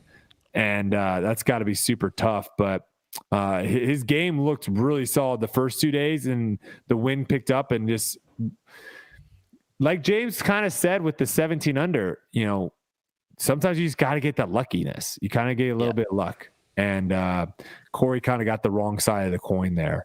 All right. Gannon Burr, Robert Burridge, James Proctor kind of topping out your top 11. Robert Burridge playing good golf this year. Very good. Good golf this year. Yeah. Yes, very good. Silas Schultz, another person that had a really good round or tournament at Champions Cup. T13th, not a bad showing here, right? Not bad at all. Chris Dickerson, a little bit surprised with him this season so far, right? Hasn't really shown being in contention as much as you would think he would have at this point in the season. He had a T15th at this tournament. Simon didn't have the greatest tournament either. There's a course that I would think Simon would probably do pretty well at. He finished with the T23. Did you see Jay Willie in there? John Willis. He's a good player. John Willis Popped second, off. tied for 15th. I think he what round was it that he went nutty at? Was it round 1? Second round, he shot a 13. So he shot 11 the first day. Oh, wait, maybe I was wrong. And then there's another guy who shot 13. And then Mason Marchbanks, another guy from Texas. He shot 13 the second day. But yeah, John Willis shot 11 the first day. So yeah, I mean, again, we've talked about it. I love seeing these names up here at the leaderboard, getting some new people mixed in here. It makes it exciting, but Calvin's still kind of just showing everyone like, hey, you have to beat me. Yeah. Right. Like I am the person that you have to beat. And he's proving that he has been very, very difficult to beat so far. My goodness. All right. Have you beat him in a round this year? 1 round. Oh, I don't know. Maybe Texas State's. He won that tournament, so maybe not. Maybe my first round and my second round combined, I beat him. All right, a few things about the course. Okay, first one is Yuli.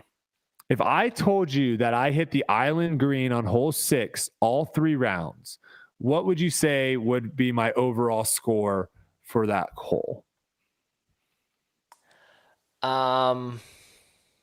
Well, I hit the island green all 3 rounds as well, so this is going to be a fun little thing to see what you scored and what I scored. I'll guess you scored. This is a trick question. I'll guess you scored even par. Okay. What did you score? I scored 1 under par. Okay, so you one birdie I'm and 2 guessing pars. you hit the island and then rolled off or skipped out, or did you actually make the island? Round 1, I hit the island. Yeah. I'm throwing a forehand. I'm throwing a forehand machete. Yeah. Over stable fairway driver, forehand, like spike hyzer. Okay. I hit the island. It anti-skips over the banner left. So it literally hits and then jumps the opposite direction over OB. Okay. Round 2, I hit the island. It stays, but it's like a 30-footer. Miss the putt. Yep. Round 3, I hit the island about basket height, maybe a little bit past basket height, and he skips again up and over the banner.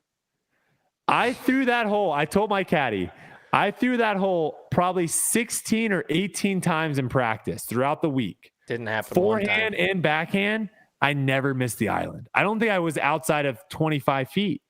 Yeah. And then, so I shot +2. I hit the island all 3 times, shot +2. Wow. Yeah. I just landed in that no man's land downright, barely making the island and missed it twice. It's a long putt. Yeah. Long putt. All right. Let's talk real quick about course design. This kind of all goes into it. And then we got a few things left and we'll wrap up. This is what I think. These are the holes that I think either need OB or hazard. Okay. Hole 1, 2, 3, 4, 5, 7, 8, 9, 10, 11, 12, 13, 15, 16. Thoughts? I 100% agree.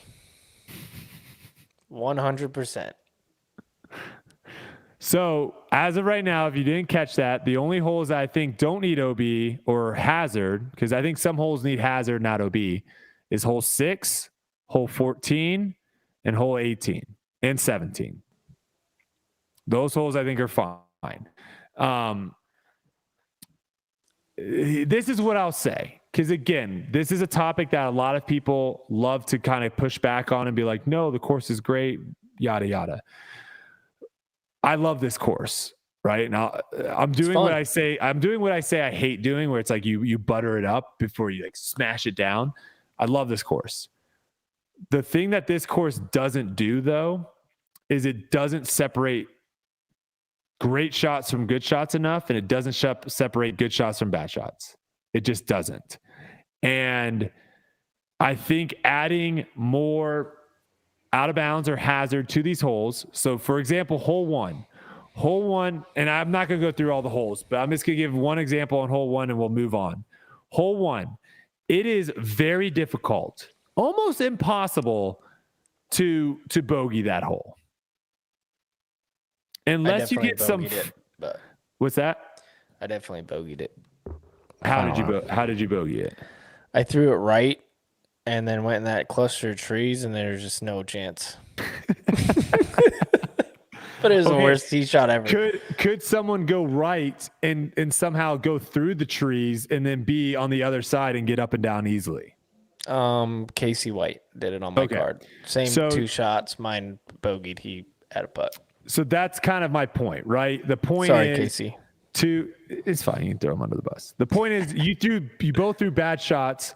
One was got nothing. The other one, easy up and down. Yeah. So I just think adding these elements, I think you're going to see better score separation, and you're going to see players that are playing really well stand out more. Yeah. And you also won't see 13 under, 14 under, 15 under rounds out there. 17, but you might only see it like we just saw James with the 17 under. Yeah, now a really good round might be 12, and it might, it is what. And this is where the discussion comes of where it's like everyone was like, wait until you see it played with wind. And the I hated that. Pet peeve. Let me tell you, the pet peeve of the weekend for me was Jonesboro has teeth. Listen, you can take 40 mile an hour winds to my local pitch and putt course, and it's going to play 10 strokes harder than when it's dead calm. Like, that's no excuse. That's no excuse. Keep going. You're right. It was not windy at all Friday and Saturday. It was very windy on Sunday. The scores weren't that much different. They weren't. It wasn't like a drastic change and like, oh my gosh, everyone's shooting only 2 under. You still had 2 people shoot 9, a bunch of people shoot 8, a bunch of people shoot 7. I think I posted something too. I believe it was something along the lines of like the top 10 after round 1, 10 played 180 holes. There were only, I believe, 2 bogeys in 180 holes from the top 10. Yeah. It just, James goes out there and shoots 17 under. He only makes up like 4 shots on the leader. I mean, I don't get it. I don't understand how people are enjoying courses that are so, and again, I get people be like, oh, if it's so easy, then why didn't you play better? Well, I didn't play good. Okay. So if you play really, really bad and you miss a bunch of putts, doesn't really matter if there's OB on the tee or not. Right. But there was so many times where I threw a bad shot and was still able to get the same score as someone that threw a good shot. And I just don't think that should happen. I don't think that should happen. No, I 100% agree. I mean, a great example was, I think the silliest OB on the course was hole 4. Like, there's these little splotches of OB. But the far right is not OB. Yeah. Like, what are you talking about? Like for example, on the lead card, I was talking to Jerm about it on how there was 3 shots. One of them was good, and they all got the same score. And the rest of them were bad shots. They didn't hit their lines. They maybe left, right, blah, blah, blah, blah, maybe a little high, maybe a little low. But the facts are, there's a big difference between a really good shot and a decent shot and a bad shot. There's a big difference. And none of them right now, well, some holes do. If you throw a really bad shot on 18, you're done. If you throw a bad shot on the island green, that's a 2-stroke. That's a 2-stroke. Holes have OB. Those holes have OB. And I think what we would see if we were to start adding OB, and I don't know why there's so much pushback on having natural OB. Like, I saw one comment being like, well, it's just against the integrity of the game. And it's like, I think there's been OB on courses forever. In fact, like there's a road right over there. You're not allowed to just play in the middle of the road. There's a sidewalk. There's buildings. Yeah, like that doesn't make any sense to me. I would love it if we had the greatest woods courses ever in every single state and in every tourist stop and all that stuff. That would be good. But the facts are we don't have that, and we don't have punishing rough at every single course. So you put out of bounds up. And what will happen is, guess what? John Willis, he shoots a good couple rounds like that. He could be in the lead and not just getting a 16th place. You know what I mean? Like, he could be winning the tournament if there's big stroke separation on every single hole. And there can be easy holes to where there's an aspect of like, oh, finally at a musket, and there's a little pressure there to get the musket birdie. But that's like 6. Like 6 is a good musket hole, but it is. I mean, I bogeyed it multiple times. We saw other people. I think Eagle took a double on it, the final round. Like, there's a good way of making holes. Like the difference between hole 6 and hole 15, as far as like shot difficulty, is very minimal. But the scores that you can get on those 2 holes are drastically different. So no, I don't know. I would like to see that too. And like you said, listen, if there's out of bounds everywhere, I'm going to play worse. It's not helping my game. This isn't helping my cause in any way. This is helping the cause of disc golf. And to me, watching a storyline, you have a couple storylines moving in, right? And luckily this year we've had a lot because there's been second cards that have won. But the storylines would be crazy if you just had a lot more stroke separation. Somebody from the 4th card could win. Lots of drama yeah, too. That wouldn't be unconceivable. Going into the final round and you're on the 6th card like James, if you shoot an 8 under, that can get you a 3rd place. And we don't have that. I would love to see that. You see that we used to see it a lot at like USDGC because their OB was everywhere. And so there was big time drama going on all over the course. I feel like one thing that's struggling too is it's way different playing a course and being there in person and seeing it than it is watching it. Yeah. So when you watch it, you can be like, this course is great. It's awesome. What are you talking? It doesn't need OB. And then you play it and you throw practice shots and in your practice rounds, you end up spots and you're like, oh, it's not bad over here. Like I can miss way over here. Yep. We got to tighten it up. So agreed. All right. Did you see this new stat that came out? It was a stat Mando, Nate Sexton. Putting stat, yes. Yes. What are your thoughts on it? So for our listeners, it's basically the Sexton Putting Barometer, the SPB. This was a collaboration with Nate Sexton and Stat Mando. You basically take C2 makes plus C3 makes, and you subtract it from the C1 misses, and you end up getting a statistic that right now on the MPO side, you've got James Proctor, no surprise, who's been putting out of his mind at plus 26. And then Andrew Marweed, who's also been known as a really good putter, right below him at plus 18. And Calvin Heimburg, who you had mentioned as having a really good putting year, at plus 13. And then on the FPO side, you've got Missy Gannon at minus 28, Katrina Allen and Kat Mertsch all tied up at minus 28. And then you've got Owen, who, people talk about her being one of the better putters, minus 31, and Kristen Tatar at minus 33. So do we like this? Do you like this stat? What are your thoughts here? My whole take with that stuff is any stats is a good stat. I love stats, all stats. Give me all the stats. More stats, the better. More stats, the better. Love stats. All Stat right. it up.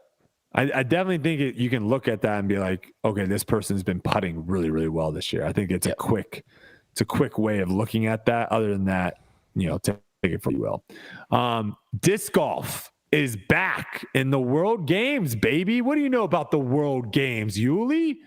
Not much. No. Not much. Okay, so after taking a 24-year hiatus, we are excited to announce this is from the World Flying Disc Federation's Facebook page. Okay.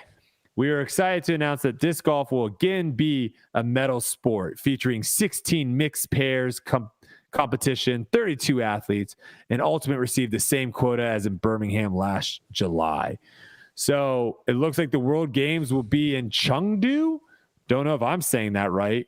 In 2025, I believe the World Games is every 2 years. And the World Games is like, if you look at kind of the sports, it's essentially the sports that don't make it into the Olympics or at the World Games. Gotcha. Ultimate's kind of been on there for a while.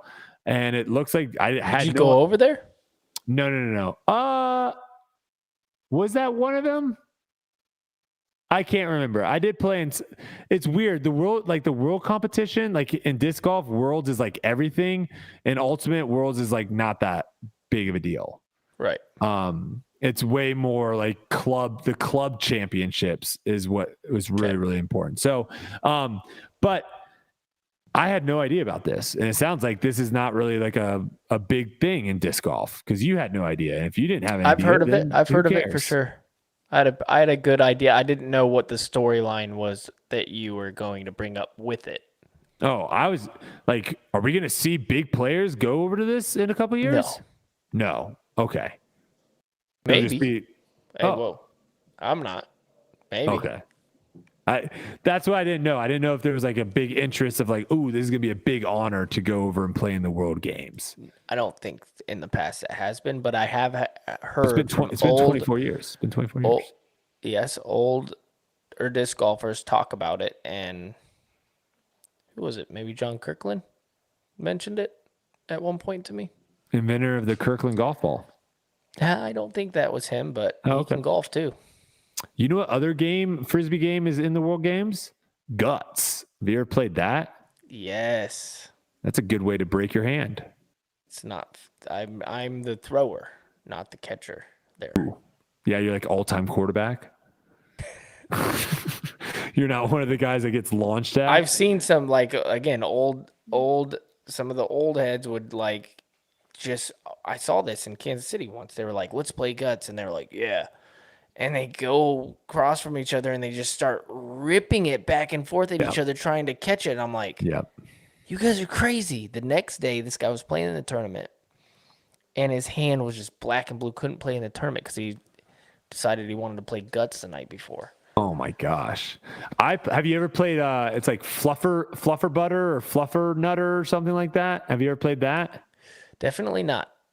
So it's the same concept as guts of where you have like, two teams lined up, but instead of throwing the disc as hard as you possibly can, you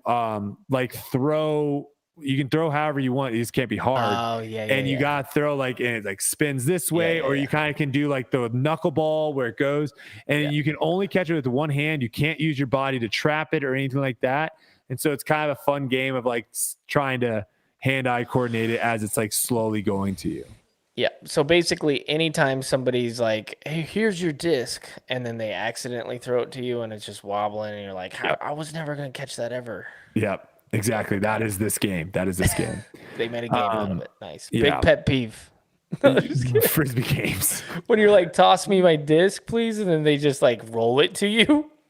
Oh, I would say a bigger pet peeve is when you throw a disc like over a lake or over a water or in the water and someone gets it for you on the other side and then they try to throw it back and it doesn't clear the water and it just goes, you know what I'm saying? Like when you're like, just chuck it as far as you can, but they're trying to throw it to you on the edge. They can't chuck it. They're trying to throw it to you on the edge and it just like goes back in the water. It's like, I feel like it would have just been better if you didn't get it in the first place. No, but you've been playing. Like, guarantee Eds has done this to you. You guys are playing. You forget a disc, and you're like, "Hey, give me that a toss." I catch everything.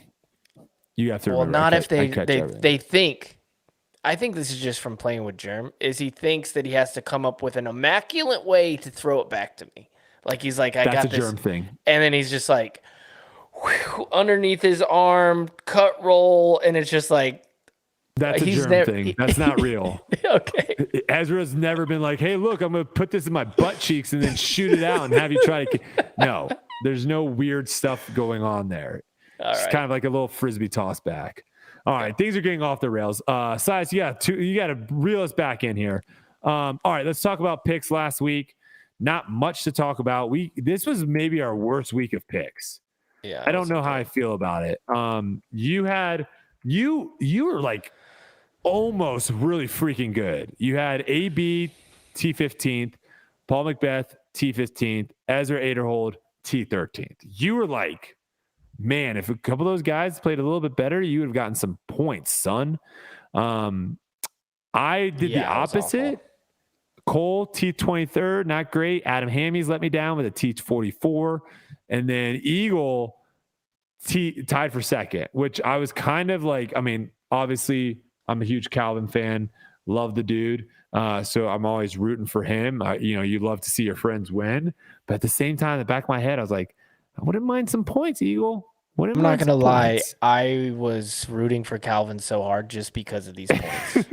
Like, I am not lying to you. The whole time I was glued to my phone watching the live, just being like, come on, Calvin. And then at one point I turned it off like halfway through the round because Calvin like had got those bogeys. I'm like, of course, yep, there he is. Brody's the greatest picker of all time. Oh man, I almost had it, and then Eagle went to the let me snap this whale sack in half on hole 18. I was like, okay, it's over. Yeah. It's over. I was right there, and it's over. So, all right. I think we nailed everything. I know we had talked about potentially having Ricky on this week, obviously with the acquisition of Jomez and the Disc Golf Network.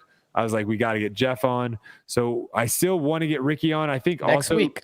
He did just go on another podcast. So I talked to him today. He said he's down. Okay. So hopefully we can get him next week. We are also still trying to figure out eventually moving this podcast to Tuesday nights at some point. We are, as of right now, it's going to stay on Wednesday nights until we tell you otherwise. So once we tell you, hey, we're moving it to Tuesday nights, and for those listening and being like, well, what the heck? Why are you guys moving it to Tuesday nights?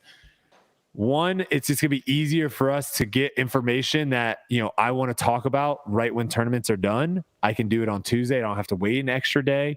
And then the other thing is when we do have these 4-day events, it's nice to not have to do the podcast the night before the event. So that's why we're doing it. Last thing, I did not ask Jeff Spring. You guys, if you're watching live or if you want to jump over to our YouTube channel and let us know what your thoughts are on,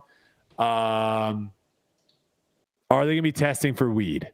That was a question that I wanted to talk about and ask Jeff Spring. So maybe Jeff will let us know, but that is, I did see a bunch of comments about that. I did not get around to it, but that is an interesting one of, will that be part of the drug test? Because I think when someone says drug testing, I'm just thinking like performance enhancing drugs. Yeah. But then you could have the argument that weed is a performance enhancing drug. I have heard people say that. So I don't know. Who knows?